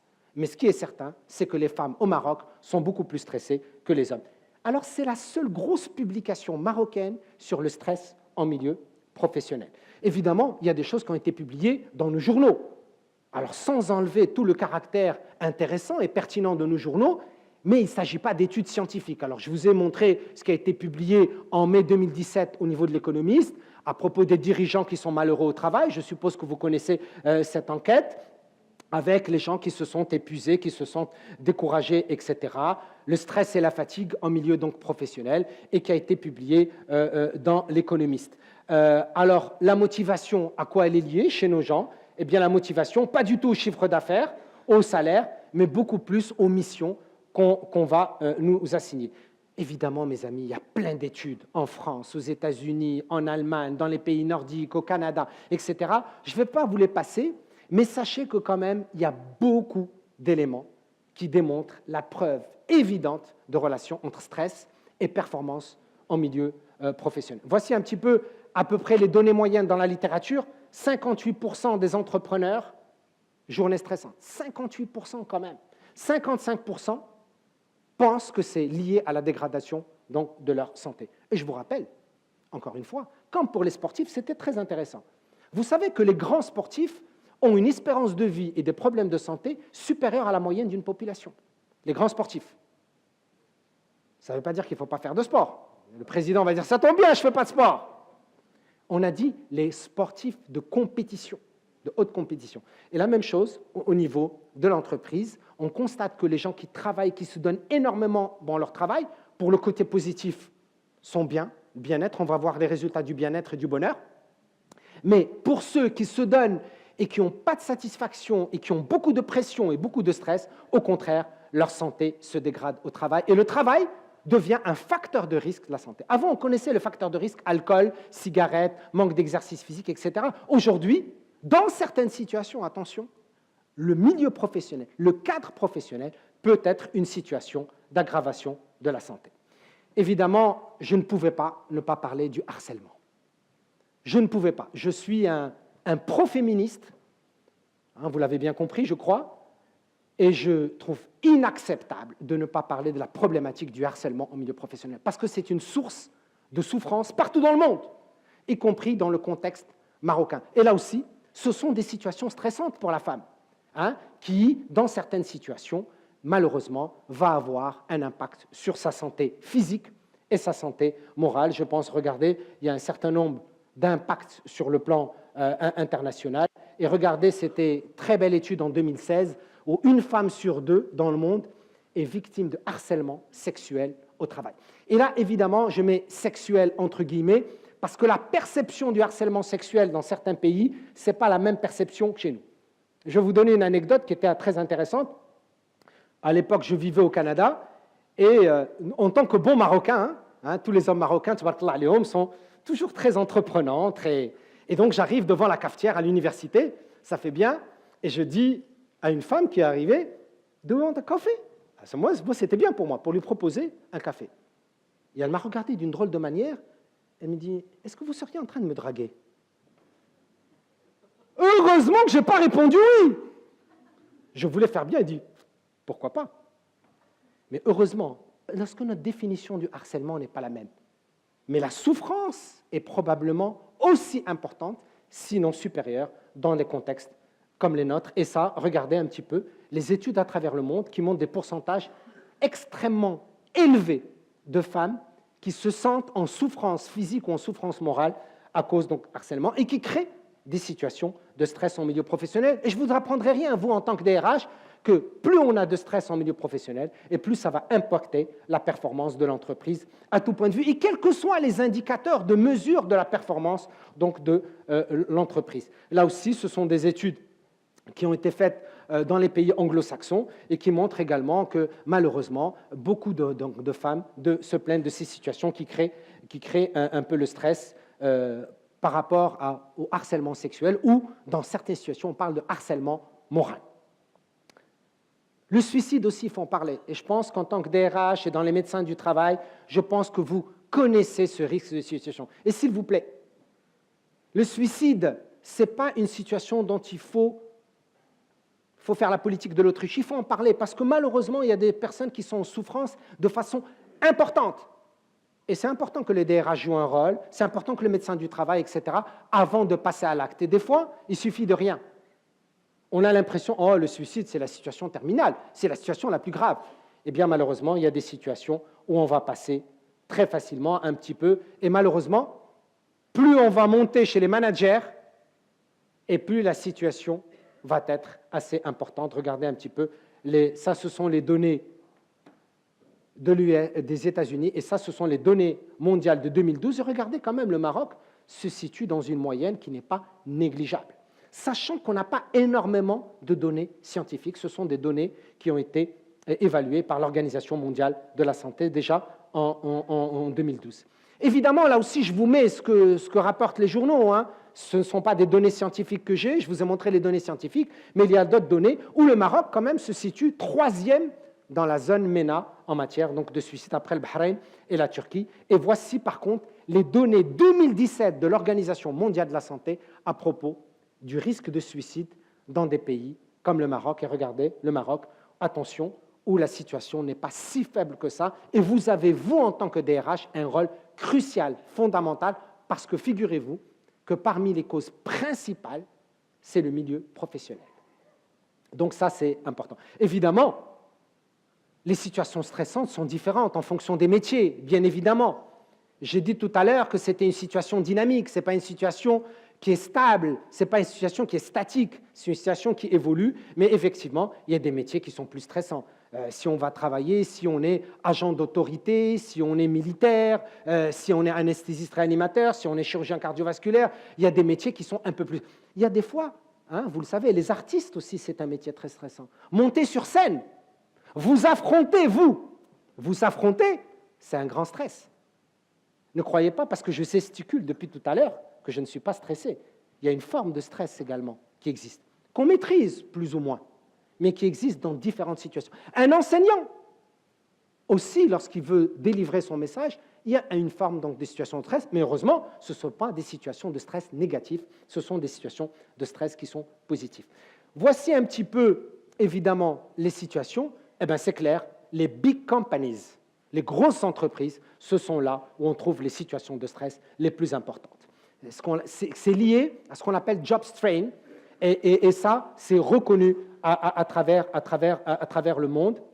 Il y a aussi donc, des situations en fonction des secteurs d'activité. Est-ce que les secteurs industriels, et maintenant, malheureusement, ce sont les secteurs des nouvelles technologies de l'information qui sont les situations les plus stressantes. On a parlé tout à l'heure des traders qui sont dans des situations assez importantes. Est-ce qu'on peut faire de la prévention? Bien évidemment qu'on peut faire de la prévention. C'est pour ça qu'on est tous là ce soir. C'est parce qu'il y a quelque chose à faire. Ce n'est pas irréversible. C'est des situations qui sont totalement gérables et au niveau desquelles le DRH a une fonction fondamentale de prévention. Et vous allez me dire, quelles sont les solutions? Qu'est-ce qui se passe à travers le monde? Et je vais vous montrer un peu le benchmark qui se passe au Canada, aux États-Unis, au Japon. Il y en a qui ont essayé le yoga. Il y en a même qui ont mis des photos de femmes sur leur bureau, leurs femmes en général. Est-ce que vous avez déjà vu quelqu'un mettre sur son bureau la photo de sa belle-mère? Alors dites-moi, c'est quand même extraordinaire. Pourquoi est-ce qu'on ne mettrait pas tous la photo de notre belle-mère sur notre bureau? C'est quand même incroyable. Regardez cette situation, pour que ça nous fasse sourire, que ça nous fasse du bien. Déjà, belle-mère, ça suffit. Vous avez parfaitement raison. Je passe rapidement à la prochaine slide. C'est un défi collectif, mes amis. le DRH, évidemment, est le pivot. Mais il n'y a pas que le DRH. Il y a le manager, il y a les collègues, il y a les amis, il y a tout l'environnement professionnel dans lequel vous vivez au quotidien qui va jouer un rôle important. La lourde responsabilité n'est pas que sur le DRH. Le DRH, bien sûr, c'est la locomotive, c'est le leader de ce genre d'action, mais il faut que tout le monde y mette la main à la pâte. Et voici un petit peu les études qui ont été publiées sur le rôle des DRH en matière de gestion du stress en milieu professionnel. D'abord, il faut se sentir concerné. C'est comme la démarche qualité, tous. Si je vous interrogeais tous, dans toutes vos entreprises, oui, on connaît la démarche qualité, oui, la roue de Deming, tout ça, tout le monde connaît. Mais en pratique, est-ce que réellement, en matière de gestion du stress, est-ce que toute la chaîne dans une entreprise est impliquée? Et ça, c'est fondamental. Du DG, du PDG, directeur des ressources humaines, les directeurs stratégiques, tout le monde doit être impliqué pour la gestion du stress, ou sinon, ça ne va pas marcher. Alors, est-ce que le soutien est important? Effectivement. Dire une bonne parole, dire un mot gentil, pouvoir, dans certaines situations, vous le vivez certainement. Des fois, il suffit d'un mot blessant pour que ça soit une situation de stress extrêmement grave. Voici un petit peu une autre étude sur le rôle régulateur de l'entreprise dans la prévention du burn-out. Vous avez tous entendu parler du burn-out, qui est un gros problème de santé publique un peu partout dans le monde, et également dans le contexte marocain. Eh bien, c'est très important que l'entreprise puisse devenir le médecin donc, de ses employés. Et je vous assure, ce n'est pas toujours évident. Ce sont des choses qui nous semblent tellement banales, et pourtant, des fois, on passe à côté. Combien, des fois, dans des situations, lorsqu'il y a une personne qui est partie malade, ou qu'il y a une personne qui a eu une situation familiale particulière, combien, ensuite, de collègues de travail se sont joints pour dire « Est-ce que ça va mieux ? Est-ce que tout est rentré dans l'ordre? Est-ce qu'on peut être d'une quelconque utilité ?» etc., etc. Eh bien, des fois, il suffit de rien pour gérer des situations de stress. Ça aussi, c'est une très belle étude à propos du leadership. Vous avez tous appris en tant que DRH, vous avez fait des cours sur le leadership. Eh bien, là aussi, on a démontré l'importance du leadership dans la gestion du stress par rapport à un certain nombre donc, de cadres et d'employés. Et ça, c'est une très, très belle étude qui avait été faite en Suède. Là aussi, toujours les Scandinaves, ils sont champions, vous allez voir, les Scandinaves, qu'est-ce qu'ils arrivent à faire. Et là aussi, qu'est-ce qu'ils ont fait? Ils ont fait comme un essai contrôlé, comme les médicaments, comme dans l'industrie pharmaceutique, on donne un médicament A et un médicament B. Ils ont comparé deux cohortes et ils ont vu est-ce qu'on va voir les gens qui s'absentent et qui déclarent pourquoi ils s'absentent, et d'autres personnes qui ne déclarent pas. C'est-à-dire, lorsqu'on fait confiance aux gens et qui vont arriver un jour, ils ne sont pas venus au travail, ou ils sont arrivés absents, etc., et que ce soit eux-mêmes qui ne sont pas obligés de pointer, est-ce que ça a un impact? Et on a vu que ça avait un impact également sur le stress. Ça aussi, c'est une très belle étude qui a été faite et qui a démontré également que la manière dont vous aménagez vos bureaux, votre espace de travail, joue un rôle extrêmement important. Tout simplement, sans spécialement mettre du marbre, mais des fois aménager un espace donc, de travail basiquement. Là aussi, to be or not to be stressed. Ça aussi, c'est une très très belle étude qui a été publiée en 2015 et qui également a montré en plein milieu professionnel, est-ce que la reconnaissance, est-ce que lorsqu'on parle de notre vie personnelle, est-ce que lorsqu'on a l'écoute, c'est votre métier, vous le connaissez beaucoup mieux que moi, est-ce que ça impacte? Eh bien, on a constaté une réduction entre 48 et 58% de situations de stress en milieu d'entreprise, toutes choses par ailleurs étant égales. Et ça aussi, c'est quand même assez important. Alors évidemment, santé, sécurité, la reconnaissance, l'équilibre entre travail privé et travail professionnel, etc., entre vie privée et travail professionnel, jouent un rôle important. Je vous les ai synthétisés un petit peu, toutes les études qui ont été faites à ce sujet, démontrant que l'intervention en milieu professionnel, c'est-à-dire sans médecin, sans rien, chez vous, entre vous, en milieu professionnel, joue un rôle extrêmement important. Très belle étude sur la verdure en milieu d'entreprise. Alors j'étais très intéressé par ça. Est-ce que si on met un peu plus de verdure en milieu d'entreprise, est-ce que ça impacte? Eh bien, figurez-vous que mettre des plantes en milieu d'entreprise joue un rôle extrêmement important. Vous n'allez pas mettre des cactus, mais peut-être que les plantes. Alors combien parmi vous avez un peu de plantes dans vos bureaux? Ça me fait plaisir. Est-ce que c'est uniquement dans les bureaux des DRH ou dans beaucoup de bureaux? Une plante par salarié, magnifique. Magnifique. Eh bien, figurez-vous, mes amis, que ça joue un rôle extrêmement important. Alors, on a dit, oh, mais ça, c'est un peu... Quelles sont les preuves scientifiques? Eh bien, figurez-vous, mes amis, que grâce à la photosynthèse, on a des preuves scientifiques par la photosynthèse des plantes que ça joue un rôle sur le circuit de la récompense et du bonheur. On a les preuves scientifiques. Ce n'est pas pour mettre une plante. Attention, les vraies plantes, pas celles qui sont en plastique. Parce que celles qui sont en plastique, vous aurez beau mettre le nez dedans, il n'y aura pas d'oxygène. Eh bien, ça aussi, regardez, c'est une très très belle étude qui démontre l'intérêt. Alors, je voulais vous montrer cette image, elle est très intéressante parce que, regardez, la plante verte à côté de la machine à café, ça peut sembler bête, ça peut sembler stupide, mais ça joue un rôle extrêmement important dans la gestion des situations donc de stress. Alors, est-ce qu'on a fait pas mal d'expériences à travers le monde? On a fait même des expériences au Maroc. J'ai travaillé pour un certain nombre de grosses entreprises pour voir un petit peu qu'est-ce qu'on pouvait faire. Alors, je vais citer 2 entreprises pour lesquelles j'ai bossé, mais il n'y a pas de secret d'État. Hein? J'en ai parlé avec les gens et je peux en parler. J'ai travaillé avec 2 entreprises qui étaient très intéressantes pour essayer de créer des situations particulières entreprises. La première, c'était Coca-Cola. Coca-Cola, il y avait une femme qui était patronne de cette entreprise. Et qu'est-ce qu'on a installé dans l'usine de Coca-Cola? On a installé une salle de sport, une salle de détente et une salle d'amusement. Super. Et Coca a financé. 3,5 millions de dirhams. C'était top. Waouh! Elle était vide. Personne n'y allait. Personne n'y allait. Gratuit, hein? Il n'y a rien à payer. Il y a les vestiaires et tout. Au début, ils ont dit, ah oui, mais attention, il faut les vestiaires hommes et les vestiaires femmes, mais il faut une certaine distance entre vestiaires hommes et vestiaires femmes. OK, on a mis la distance de sécurité. Néanmoins, vous savez quand est-ce qu'ils ont mis les pieds dans cette salle? C'est lorsque j'ai convaincu la directrice générale de cette entreprise d'aller elle-même faire du sport. Alors la pauvre, elle est partie faire son sport, et alors là, tout le monde était comme ça. Tous les employés là, tout le monde était comme ça. Hein? Tous les directeurs. Première expérience. Ça nous fait réfléchir. Deuxième expérience, Tijari Wafa Bank. Très belle expérience aussi. Yoga, petite salle, etc. Mais il a fallu que Siktani mette un peu du sien aussi. Pourquoi je vous dis ça, mes amis? Encore une fois, c'est très important que tout le monde soit impliqué. Il ne suffit pas de financer.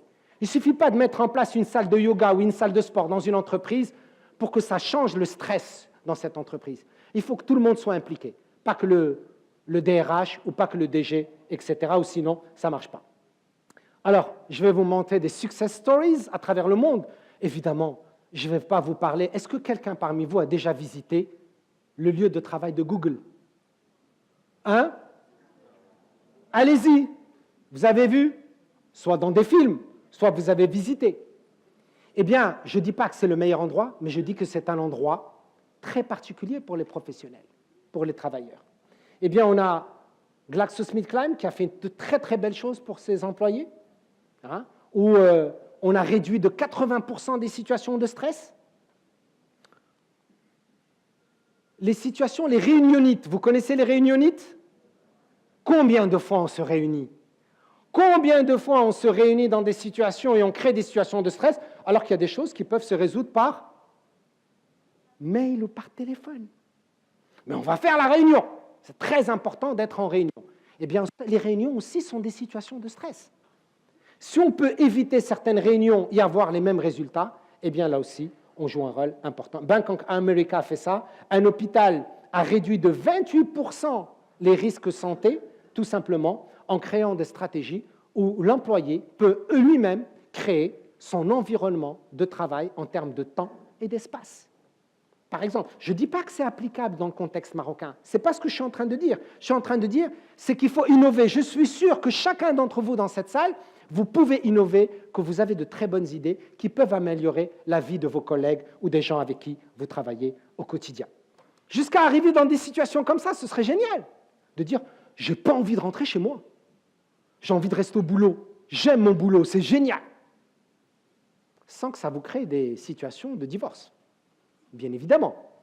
Mais ce sont des situations qui sont intéressantes à étudier. Combien parmi vous a envie de rester au travail après les horaires normaux? Vous allez me dire, quand je n'ai pas le choix, oui, quand on est des consultants ou quand on travaille dans des bureaux particuliers, eh bien, on reste très tard. Mais dans des situations, on a envie de terminer vite. Mais si on est dans un environnement qui est moins stressant, dans un environnement qui est agréable, dans un environnement qui nous booste, dans un environnement qui nous motive, eh bien, peut-être que dans des situations, on n'a pas envie de rentrer si vite. Qu'est-ce qui fait le bonheur, mes amis? Est-ce que le travail fait le bonheur? Travailler plus pour gagner plus, est-ce que ça vous dit quelque chose? Ça vous dit quelque chose? À votre avis, qui c'est le pays le plus heureux au monde? Hein?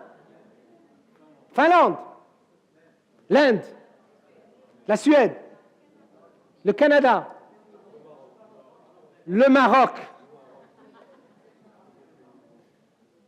Oui, le plus beau pays du monde. Eh bien moi, aujourd'hui, j'aimerais bien qu'on applaudisse notre pays. Bon, on l'applaudit quand même. Malgré nos défauts, malgré nos insuffisances, oui, malgré nos défauts, malgré nos insuffisances. Eh bien, là, le bonheur, regardez le Maroc, le classement. Ce sont les pays nordiques. Voilà le classement du bonheur.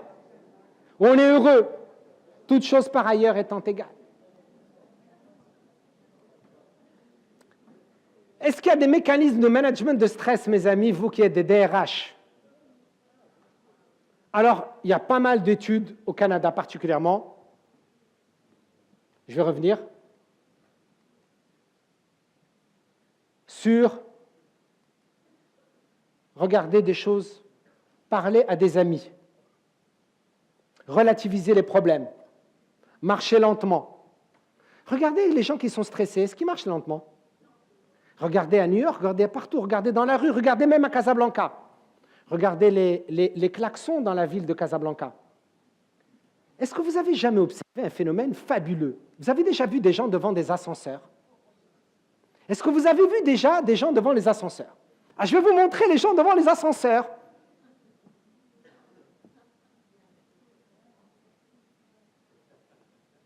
Dix secondes après, on appuie 10 fois plus vite parce qu'on pense que l'ascenseur va arriver 10 fois plus vite. Mes amis, je vous rassure, par la physique, il n'arrivera pas 10 fois plus vite. Regardez ce genre de situation. Regardez les klaxons. Quand vous êtes au feu rouge, quand vous circulez. Je sais que Casablanca est une ville très stressante et difficile, mais regardez des situations de stress qu'on se crée. Le renforcement positif, la lecture. Eh bien, ils ont tenté dans les entreprises au Canada de comparer, toutes choses par ailleurs étant égales, ceux qui lisent et ceux qui ne lisent pas.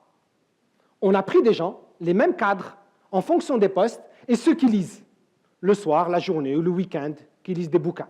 Eh bien, ceux qui lisent sont moins stressés que ceux qui ne lisent pas. Très intéressant. Je ne parle pas de faire du sport, ça on le sait déjà, mais j'ai uniquement souligné les choses qui sont intéressantes. Alors les latinos, en Amérique latine, eux, autre chose. Eux, c'est sport et la sexualité. La sexualité diminue le stress. Ah bon, je n'étais pas au courant. Mais je vous rassure, ce n'est pas en milieu professionnel. Parce que déjà, je voyais les gens, ah bon? Intéressant. Comme moyen de lutte contre... Non, mes amis, je vous rassure tout de suite, à l'AGF, il n'y a pas de sexualité en milieu professionnel. Hein? On est bien d'accord là-dessus. Non, ce que je veux dire, c'est que quand les gens sont épanouis également dans leur couple, lorsqu'ils sont épanouis dans leur vie, ça les aide à déstresser et c'est assez intéressant. Et c'est au même titre que le sport. Et pourquoi vous me dites pourquoi au même titre du sport? Parce que je vous annonce une bonne nouvelle, mes amis. 20 minutes d'activité sexuelle vous permet de dépenser 280 kilocalories. C'est exactement comme si vous montez sur un tapis à vitesse 6 pendant 25 minutes. Il y a des gens qui vont me dire, je préfère monter sur le tapis. Oh, c'est pas gentil ça. C'est pour vous expliquer quels sont les mécanismes de lutte dans les différents pays à cause de la culture, mes amis. Et ce n'est pas à vous, DRH, où je vais vous dire la culture d'entreprise est fondamentale. quel type d'entreprise, quelle est la culture que vous avez dans votre entreprise qui va jouer un rôle important. Regardez les Japonais, par contre. Alors, les Japonais, eux, c'est très intéressant, les Japonais. Eux, ils disent dormez, mangez, boire, autoplanifier. Ou sinon, harakiri. Regardez la culture comme elle joue un port. Quand ils sont en grève, vous savez, ils mettent un bandeau, eux, quand ils ne travaillent pas. Et si vous dites à un Japonais que nous, on prend 2 à 3 semaines de vacances par an, il meurt. Mais qu'est-ce que vous faites pendant 2 à 3 semaines? Ce n'est pas possible. Encore une fois, la culture, mes amis. Pour eux, c'est largement suffisant de prendre 1 semaine. C'est largement suffisant pour déstresser et ils autoplanifient le tout. Et nous, quand est-ce qu'on planifie nos vacances? La veille, on ne sait même pas où est-ce qu'on va. La veille.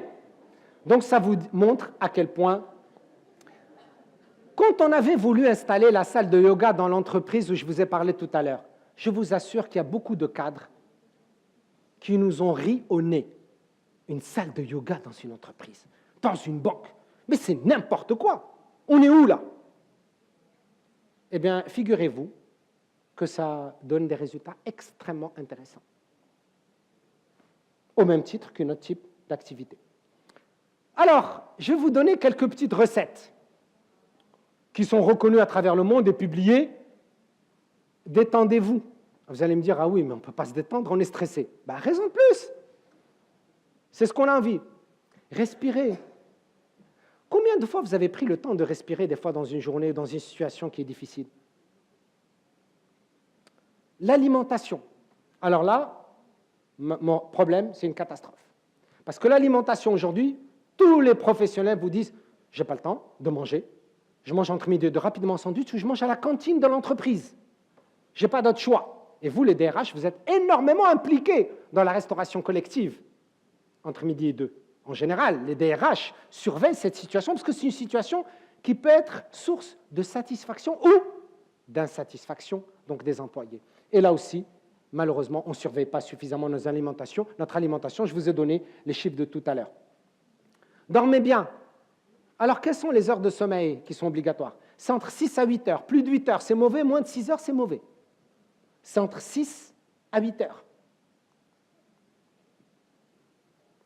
Anticiper, c'est de la planification, ben évidemment, parce que quand on n'anticipe pas, ben on crée des situations de stress. Un espace agréable. Bon, vous n'êtes pas obligé d'avoir la photo de la belle-mère, mais au moins, faites des choix. Les situations de stress, et ça vous le savez beaucoup mieux que tout le monde, c'est quand malheureusement, on ne fait pas un certain nombre de choix. Il y a beaucoup de choses qu'on veut faire en même temps ou qu'on veut planifier en même temps. Ne culpabilisez pas. C'est normal qu'il y ait des échecs. Et je pense que ce n'est pas à vous que je vais le dire, au DRH, vous l'expliquez certainement aux employés. C'est normal. L'expérience, mes amis, c'est quoi? C'est une accumulation de succès et d'échecs. C'est ça l'expérience de la vie. C'est quand on a des succès et aussi également. Et on apprend de nos échecs, comme on devrait apprendre également de nos succès. Le réseau social, c'est important. Et la maintenance psychologique, le soutien psychologique. Et des fois, le DRH est important, mais des fois, les collègues aussi jouent un rôle important. La gestion du stress, l'humour, le chant, la danse et beaucoup d'autres choses. Mais le meilleur anti-stress au Maroc que j'ai appris de toute ma carrière, c'est Hamdoullah, on mange bien chez nous. Voilà, merci beaucoup.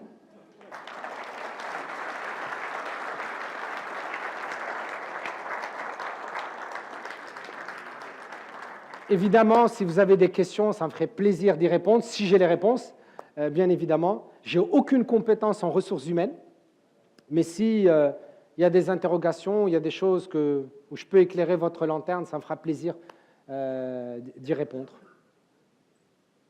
Voilà, encore une fois, merci beaucoup à l'AGF, parce qu'elle m'a donné l'occasion, encore une fois, d'échanger avec vous et j'espère que ça vous a été utile. Et je pense qu'on peut applaudir le bureau d'avoir organisé quand même cette conférence, non?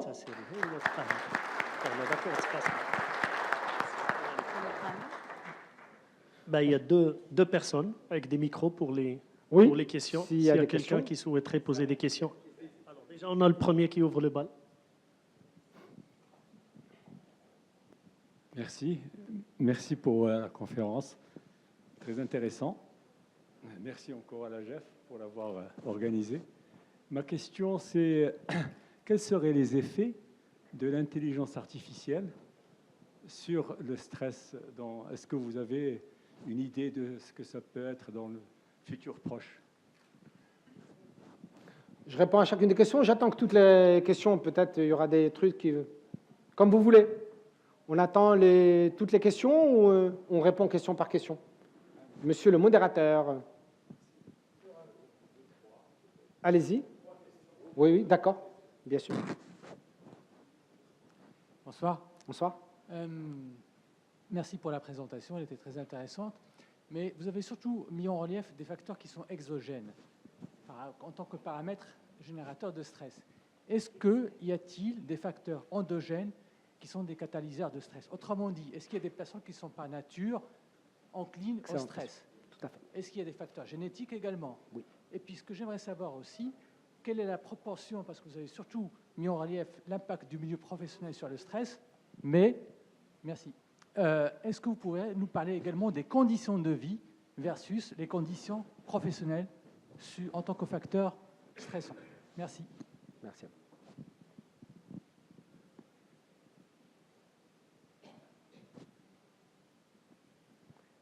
Commencez à répondre déjà, comme ça. Merci beaucoup. Hein. Je vais commencer et puis ensuite je passerai à l'intelligence artificielle. Vous avez parfaitement raison. Je n'ai pas voulu rentrer dans le médical. Il y a un facteur important et qui compte pour à peu près 18%. La littérature entre 18 et 20% des facteurs génétiques. On a ce qu'on appelle des personnalités de type A et des personnalités de type B. Les personnalités de type A sont des personnalités qui ont plus de chances d'être hypertendues, qui ont plus de chances d'être stressées, etc. En général, ce n'est pas toujours vrai. Ce sont des gens qui sont maigres, qui sont fins, qui ont un faciès, j'allais dire, avec les pommettes qui sont en général bien ressorties et qui sont en général des fumeurs. Hommes essentiellement. Ce sont les personnalités de type A. Les personnalités de type B sont en général plus petits, un peu plus d'embonpoint, et en général, ce sont des gens qui sourient un peu plus. Et ça, c'est génétique. Il n'y a rien à faire. Mais c'est 18% des cas. 18 à 20%. Évidemment, vous avez parfaitement raison. Le milieu professionnel, parce que j'étais dans le cadre de l'AGEF, et on m'a demandé d'insister beaucoup plus sur le milieu professionnel. J'ai une conférence après-demain sur le stress, pour un autre type de public, où je vais beaucoup plus insister sur la vie. Et vous avez parfaitement raison. Le mode de vie joue un rôle. Quand on habite en milieu rural, quand on habite dans un bidonville, quand on est dans une ville stressante, quand on a des problèmes conjugaux, quand on est, etc., etc., il y a beaucoup de facteurs. Quand on conduit, quand on a tel type de métier, quand on fait des travails de nuit, etc. Vous avez parfaitement raison.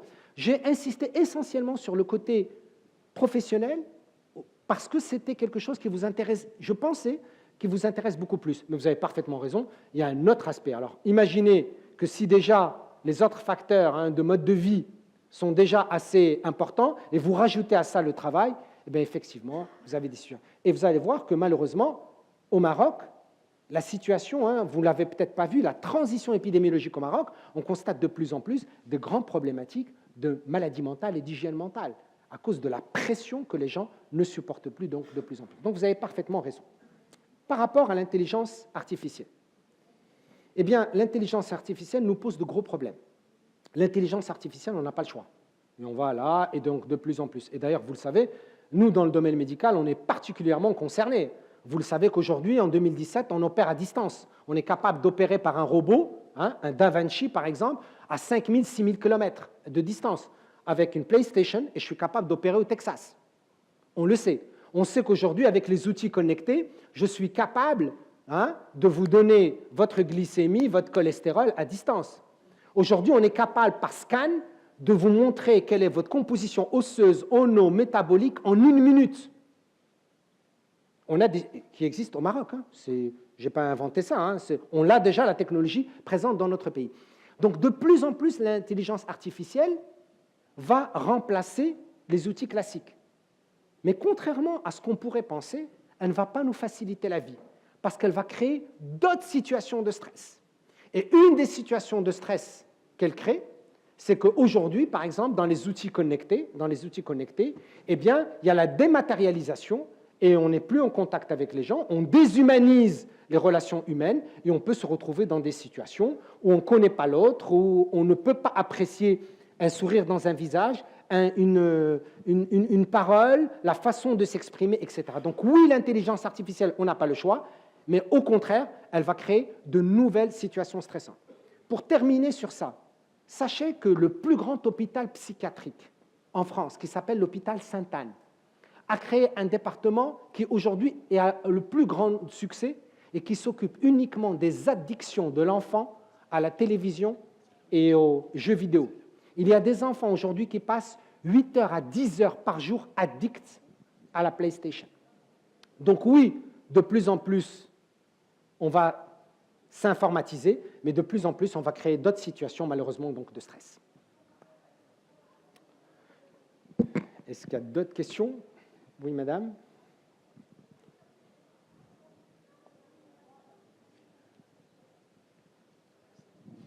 Merci pour ce partage très intéressant. Merci aussi à la GEF. En fait, c'est juste pour ajouter que comme mesure de prévention des situations de stress, il y a aussi la planification et la bonne gestion du temps.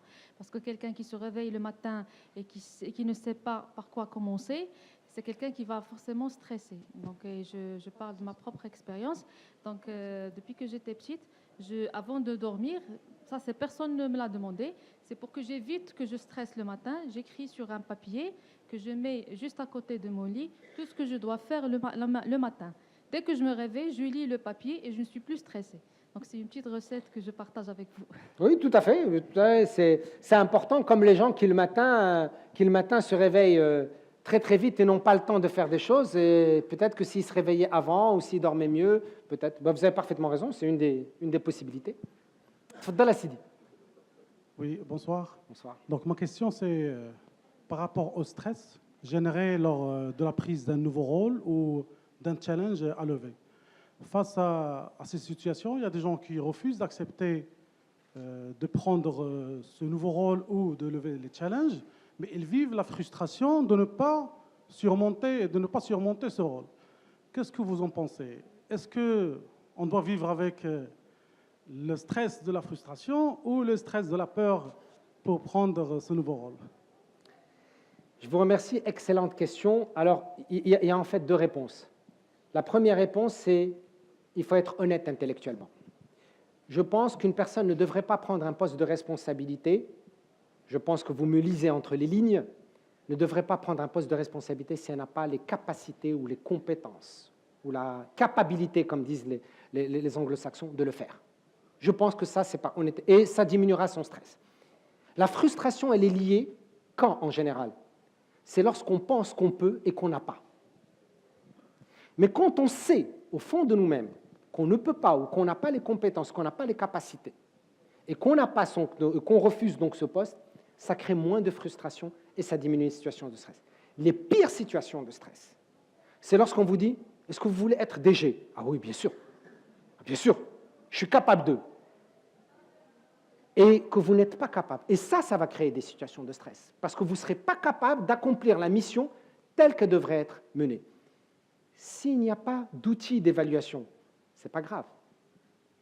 Mais dans des endroits, ou dans des zones, ou des entreprises, où il y a des outils d'évaluation, là, c'est problématique. Il y avait une question derrière, je crois. Bonsoir. Donc, à mon tour, je vous remercie. Je remercie surtout les membres organisateurs de la GEF. Donc, c'est une thématique qui est assez importante, surtout, j'imagine, pour les personnes de ma génération. Donc, en fait, moi, j'aimerais revenir sur le point. Tout à l'heure, vous avez dit que le stress, il est surtout connu pour les grandes structures. Moi, je dirais oui.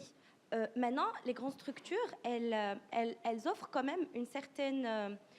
une aide pour gérer ce stress. Il y a des guidelines, il y a des standards, etc., etc.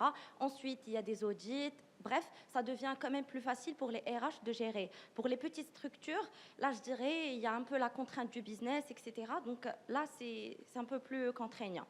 Un deuxième point, donc on est des RH, on est tous concernés par la performance des collaborateurs, d'autant plus quand se sont concernés, quand ils sont stressés, quand on a des talents, etc., qu'on est supposé gérer.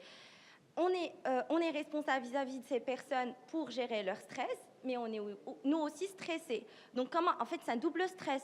Et généralement pour des personnes plus jeunes comme moi, donc un peu comment on est supposé faire face à tous ces challenges. Merci. Vous avez parfaitement raison. Alors, il faut dire qu'on n'a pas beaucoup d'études sur les petites entreprises. Parce qu'en général, elles ne font pas d'études et elles sont à dimension humaine. Dans les grosses entreprises, il y a deux phénomènes qui sont importants.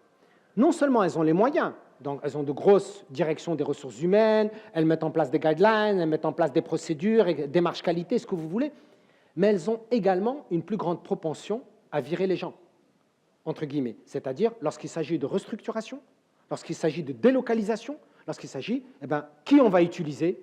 On va utiliser notre DRH. On va appeler notre DRH, on va dire, vous avez les compétences nécessaires, on a besoin de vous pour une mission impossible, qui est une mission difficile. Et d'ailleurs, je suppose que le DRH doit être dans une situation de stress terrible quand il sait qu'il va devoir restructurer et réaménager. Parce que je suppose que dans des situations où on a besoin de restructurer et de mettre à la porte 200 ou 300 ou 400 ou 500 personnes ou 1000 personnes, j'imagine, je ne suis pas DRH, je n'ai pas vos compétences, j'imagine que ça ne doit pas être facile, même sur le plan psychologique. Donc les grandes entreprises, oui, elles ont des guidelines, oui, elles ont les moyens de gérer, mais d'un autre côté, elles sont beaucoup plus dures pour créer un certain nombre de situations de stress. Alors que dans les petites entreprises, on n'a pas beaucoup de données et il y a, entre guillemets, relativement une certaine flexibilité. Mais dans tous les cas, toutes les études le démontrent, on peut mieux vivre en entreprise qu'on soit dans une petite ou une grande. On peut mieux faire. Je ne dis pas qu'on ne fait rien, mais en tout cas, c'est clair qu'on peut beaucoup mieux faire. Donc c'est moi. Bonsoir. C'est de quel côté? Je ne vois pas parce que j'ai de la lumière en face de moi. Derrière. Donc, okay. Bonsoir, professeur Heikel. Merci l'AGEF pour cette conférence si pertinente. Donc, je pense que je vais revenir par rapport au point qui vient d'être mentionné par le monsieur. Donc, aujourd'hui, on parle plus de bien-être, on parle de bien-être de nos collaborateurs, de la RSE, etc., au milieu de travail et tout. Donc, moi, il y a une idée qui me passe par la tête. Pourquoi aujourd'hui, au niveau des entreprises, au moment du recrutement ou au moment justement de la gestion de carrière et de la mobilité, on n'installe pas ou on n'instaure pas un moyen de savoir si cette personne peut gérer justement ce stress? Est-ce qu'il y a déjà un moyen de savoir est-ce que cette personne pourra gérer son stress? Est-ce qu'elle pourra justement être ou capable de justement gérer au mieux son stress au niveau où là, donc gérer mieux son stress au niveau de son poste ou au niveau du poste qu'elle va promouvoir après? C'est ma question justement. Est-ce qu'il y a moyen justement ou un test à faire, que ce soit au niveau du recrutement préalable ou au niveau justement de la mobilité? Oui, tout à fait. Oui, si vous permettez, un peu dans le même sens, oui, pour vous permettre de répondre aux deux questions à la fois. Moi, dans votre exposé, que je trouvais très, très intéressant, vous faites un peu la part trop belle, trop importante à la responsabilité individuelle, personnelle dans le stress.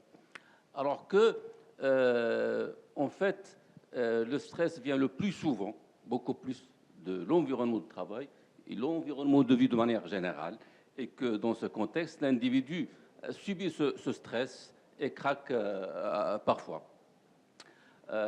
C'est pour cela que moi, je pense qu'il faudrait, et parfois vient des méthodes de management aussi, des méthodes de management qui sont des méthodes qui poussent au stress.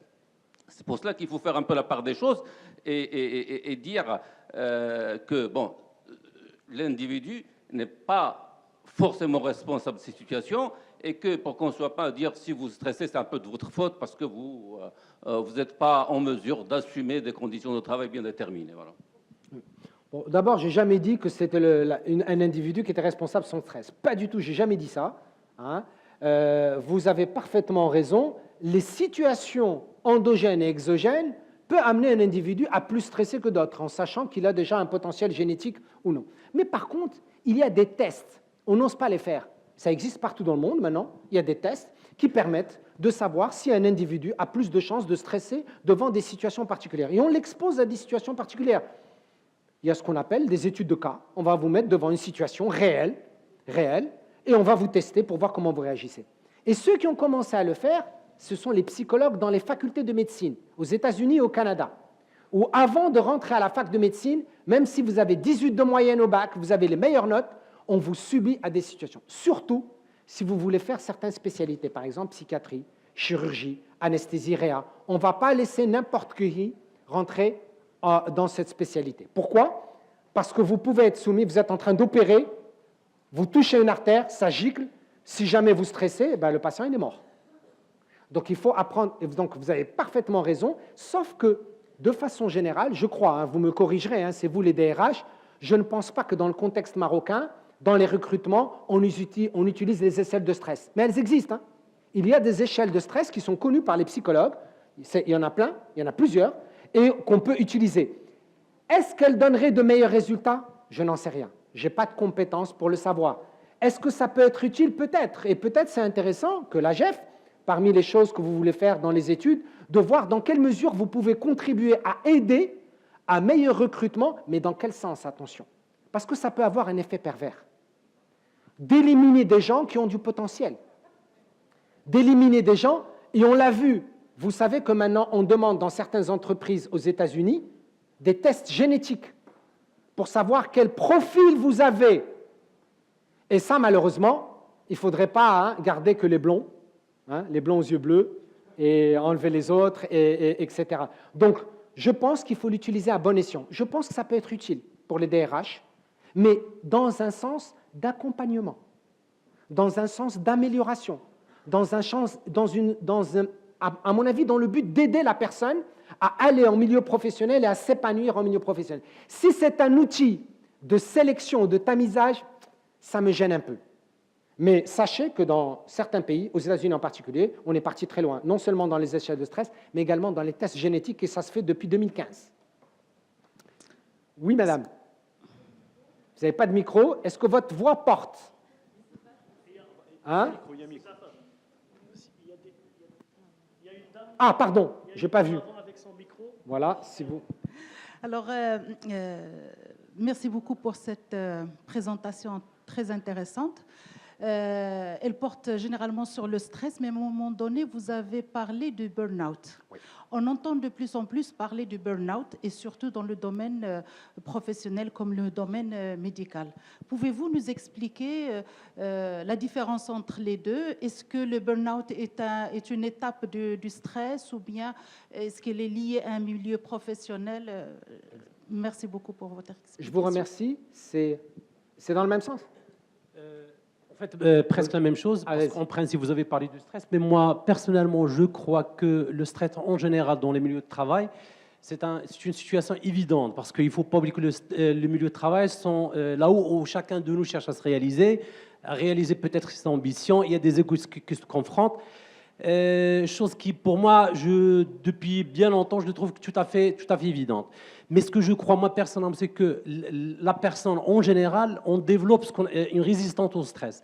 C'est ça ce qui est le plus important, parce qu'il y a des gens, à partir du moment qui sont conscients, qui vont affronter avec le temps des situations de stress, par exemple en conflit de travail, ou par exemple lorsqu'on passe des moments difficiles en entreprise. Alors, c'est un travail sur soi qui va nous permettre par la suite de développer une sorte de résistance au stress. C'est ça ce qui fait la différence finalement entre les gens. Il y a des gens effectivement qui arrivent à avoir cette idée dans la tête et qui commencent à se travailler sur la tête que effectivement accepter cette réalité et forger soi-même pour qu'on effectivement développe une certaine résistance. Il y a d'autres gens peut-être qui la comprennent jamais, ou plutôt peut-être qui la comprennent tardivement. C'est ça ce que je pense. Vous avez parfaitement raison. On en a parlé tout à l'heure. Il y a des gens qui sont capables de mieux gérer leur stress que d'autres personnes. Voilà, mais ce n'est pas une résistance dans le sens immunitaire. C'est pas dans une... Pourquoi? Parce qu'il faut que vous sachiez, et la différence entre peur, angoisse et stress, c'est que quand vous stressez, ce n'est pas quelque chose que vous commandez. Vous êtes incapable de le commander. Par exemple, la sécrétion d'adrénaline et de cortisol, vous pouvez faire ce que vous voulez, vous ne pourrez pas la commander. Par contre, vous pourrez gérer les effets. Ça, oui. Mais la sécrétion d'adrénaline, vous ne pourrez jamais la... D'ailleurs, vous pouvez voir quand vous avez à côté de vous quelque chose qui vous fait peur, un serpent qui passe ou quoi que ce soit, ce n'est pas quelque chose que vous pouvez contrôler. Vous dites, de toutes les façons, même s'il y a un serpent qui passe, je ne ferai rien, je ne bougerai pas. Donc ça, il y a des gens qui ont cette capacité de gérer les effets, mais il y a des effets physiologiques qui sont ingérables et qui existent chez tout le monde. Et pour revenir à la question donc de madame, qui était par rapport au burn-out. Vous avez vu, je vous ai montré qu'il y avait 3 phases, à un moment où ça s'accélérait tout seul. La phase 1, la phase 2 et la phase 3, qu'on appelle la phase d'épuisement. La phase d'épuisement, c'est le burn-out. C'est la phase terminale donc, du stress. Le stress, aujourd'hui, il est positif. Hein. Quand vous voulez démarrer une course, on est stressé, on est là, les muscles se contractent, on va démarrer, sécrétion d'adrénaline et on y va. La deuxième phase, c'est qu'on sécrète trop d'adrénaline et de cortisol, le corps commence à s'épuiser, acide lactique, etc. Troisième phase, c'est l'épuisement total, ça s'appelle le burn-out. Eh bien, le burn-out, là aussi, attention, il est exprimé de différentes manières.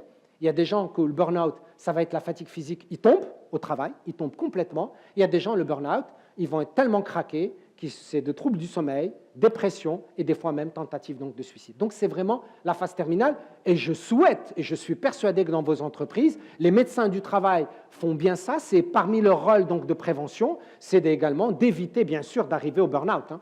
C'est la phase finale. Il y avait d'autres questions, je pense, de ce côté? Merci Lajef, merci professeur pour ce brillant exposé. Je constate en ma qualité de DRH que, donc, et à travers votre exposé, bon, les gens ramènent beaucoup de sources de stress de chez eux, de par l'environnement, la vie familiale. Nous défendons, nous instaurons, nous développons un système de management basé sur les contraintes des résultats, de la performance, des projets, et la récompense est liée à l'excellence dans le surpassement des personnes, si je peux dire ça, surtout les cadres supérieurs. Ma question, les solutions que vous avez proposées, ils sont plutôt individuelles. Mais au niveau collectif, au niveau de ce management de l'entreprise qui, face à la concurrence, face à des contraintes internes, il n'a pas le choix, si je peux le dire. Est-ce qu'il y a une solution globale à intégrer au niveau management pour gérer, contenir ce stress dans des limites qui sont raisonnables? Ma deuxième question est liée à l'identification. Comment on peut identifier les risques psychosociaux? Lorsque le stress est là, nous sommes en train de le gérer, ce n'est pas fini. Mais prévenir, mettre tous les éléments pour prévenir un risque social ou un passage à l'acte, là, ça serait très grave et ça serait peut-être trop tard. Au niveau de mon entreprise, nous avons essayé un outil qui est en cours de genèse, c'est un centre d'écoute. Un centre d'écoute des personnes qui sont plus ou moins formées pour écouter les personnes sur leurs problématiques personnelles, professionnelles, essayer de les accompagner. Mais ce n'est pas une expérience qui marche aujourd'hui comme nous le voulons, de par aussi la culture de l'entreprise, de par la culture des personnes qui ne veulent pas parler de leurs difficultés, surtout lorsqu'il s'agit de difficultés psychologiques. Là, ils sont peut-être dans un cadre. Est-ce que vous avez des bonnes pratiques à partager avec nous? Merci. Merci, c'est Jafar. J'ai promis au président de s'arrêter à 21h et je ne veux pas être viré. Et la dernière question avec Sidi Mohamed Jaidi, passe-président de l'AGF. Je tiens tout d'abord à remercier le bureau du choix On ne peut plus d'actualité et du choix heureux d'avoir donné cette tâche extrêmement ingrate à un homme comme César. J'ai 2 remarques et puis une observation. La première, c'est que les chiffres que vous avez avancés, voyez le stress de la technologie, j'allais venir. C'est que les chiffres au Maroc, il faut les prendre avec beaucoup de pincettes. Bon. La deuxième remarque, même les données de l'Organisation mondiale de la santé, il faut les prendre encore avec plus de doublettes de fourchettes. Car il y a énormément de lobbies qui tournent autour de ces organismes internationaux, malheureusement. Et en tant que médecin, vous devez le connaître parfaitement. Vous avez cité pour le stress, le soin, par exemple, les antidépresseurs, etc. Il existe dans les plantes, le millepertuis, par exemple, qui peut très bien soulager un individu sans effet secondaire. En ce qui... Le stress, finalement, c'est l'absence de motivation. Vous avez dit quelque chose de très important. Quand un individu se lève du lit le matin, S'il est heureux pour aller au travail, celui-là, il aura du stress positif à longueur de journée, mais pas de stress négatif. C'est ça le véritable problème. Et celui qui aura le stress négatif, la solution, c'est la nature. Vous en avez cité les plantes, c'est la nature, c'est observer les arbres, observer le ciel, marcher lentement et cultiver l'amitié. Il faut un équilibre au niveau familial, amical et sociétal. Si on a ces trois piliers, le stress est vaincu quelque peu. Si on arrive au burn-out, il faut s'adresser aux praticiens et à ce moment-là, le recours aux médicaments sans effet secondaire sont utiles. Et merci. Merci. C'est Jafar, juste pour ton information, c'est Taïb Machi et le fondateur de l'AGEF, et il mérite encore d'être applaudi et qui nous accompagne toujours. Oui, tout à fait. Je vais.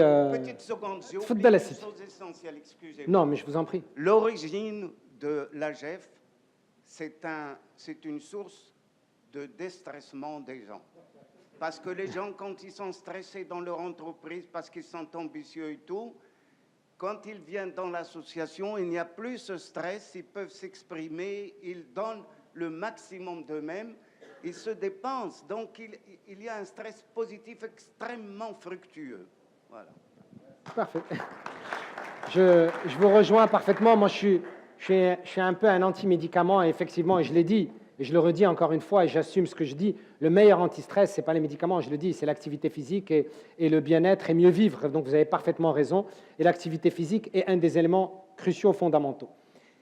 Pour aller dans le sens de ce qu'a dit notre ami tout à l'heure, est-ce qu'il y a des situations qui sont des dilemmes pour vous? Bien sûr, la performance économique de l'entreprise est un dilemme des fois par rapport au bonheur des employés, parce qu'il faut des résultats rapidement, il faut l'EBITDA, il faut les chiffres, il faut les résultats à la fin, bien évidemment. Mais je pense que les entreprises qui ont des visions et qui ont des responsabilités sociales, maintenant c'est très à la mode la responsabilité sociale, arrivent à faire, en tout cas, essayent, en tout cas je le souhaite, pour mon pays en tout cas, de faire le bon compromis entre la performance économique et le bien-être des employés. Je ne pense pas que ça soit toujours contradictoire. Il faut que les gens qui travaillent puissent travailler dans de bonnes conditions, être heureux au travail, pour mieux performer et pour donner à l'entreprise des résultats. Le seul dilemme qu'il y a, c'est que vous n'avez pas la même vitesse. Les employés vont à une certaine vitesse et l'entreprise veut aller à une autre vitesse. Et des fois, la vitesse à laquelle elle veut emmener ses employés est tellement rapide que ça crée trop de pression et de contraintes et ça crée malheureusement des situations d'épuisement. Vous avez également parfaitement raison quand vous avez dit la majorité des situations sont individuelles. Les situations collectives, je vous en ai présenté des grosses entreprises qui ont des situations collectives, vous avez parfaitement raison, c'est très compliqué. Pourquoi c'est très compliqué? Parce que la nature humaine est très différente, parce que génétiquement nous sommes différents, parce que nos problèmes ne sont pas les mêmes, parce que notre vie personnelle, notre vie familiale, les facteurs exogènes, les facteurs endogènes ne sont pas les mêmes. Et des fois, c'est très difficile, et vous avez raison, que dans une entreprise, que pour tous les employés, on ait des solutions collectives. Il y en a qui réussissent à le faire, il y en a d'autres où c'est très difficile. Et je vais vous donner un exemple qui est très marrant dans le domaine médical, comme ça je ne touche aucune entreprise et je ne critique aucune entreprise, je critique mon propre métier. Par exemple, dans notre métier, c'est très complexe de faire déjeuner dans le même restaurant les médecins et les infirmiers. C'est très compliqué. Pourtant, c'est le meilleur moyen de se socialiser. Dans beaucoup de pays, l'infirmier ou l'infirmière, c'est le partenaire du médecin. Dans d'autres situations, dans d'autres pays, ce n'est pas tellement le partenaire. C'est plutôt celui qui doit réaliser un certain nombre de tâches qu'on lui donne à faire. Regardez des situations aussi simples que pouvoir manger ensemble dans le même restaurant. Vous connaissez tous les restaurants d'entreprise.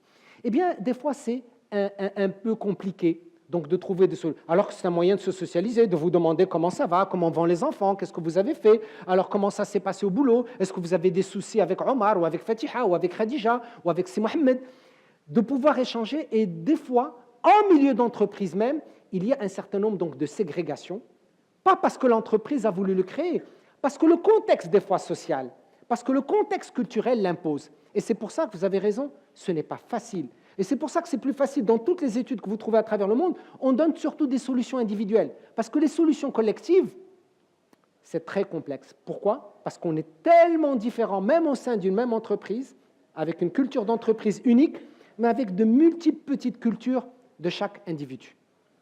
Voilà, en tout cas, j'espère que ça vous a été utile. Et ne venez jamais me voir, hein? Ne venez jamais me voir pour des situations de stress. J'espère que vous serez toujours en bonne santé pour vous et votre famille. Et ça a été un plaisir de partager ce moment avec vous. Et merci, je pense que nos meilleurs applaudissements, c'est pour vous et pour l'AGF. Jaafar Heikel, mesdames et messieurs, il mérite encore d'être applaudi. Merci beaucoup, déjà. Merci beaucoup. Et je pense que ça sera juste une bonne première. On aura l'occasion encore de se voir. Avec grand plaisir. Mesdames et messieurs, deux questions d'ordre logistique. La première, c'est que vous êtes cordialement invités à un sympathique cocktail dînatoire et on change de format. On vous a privatisé le Casart en bas, donc ça sera en bas le cocktail. Deuxième question d'ordre logistique, avant de céder la parole au président, nous avons mis 2 stations, 2 bornes très intelligentes pour mesurer la satisfaction. Votre opinion nous importe beaucoup pour s'améliorer et pour ça, je tiens à remercier notre partenaire Itekia avec son directeur général Fed Mkwar qui est là. Je ne le vois pas. Fed, il est là. Merci beaucoup. Oui, on peut l'applaudir. 2 petits clics et on aura à améliorer, Inch'Allah, notre prestation. Président. On arrive à la fin et je voulais absolument prendre le micro pour remercier d'abord les gens qui ont veillé à la réussite de cette soirée. Et d'abord Anwar et Asma, parce qu'ils étaient les chefs de projet de cet événement, le premier tête.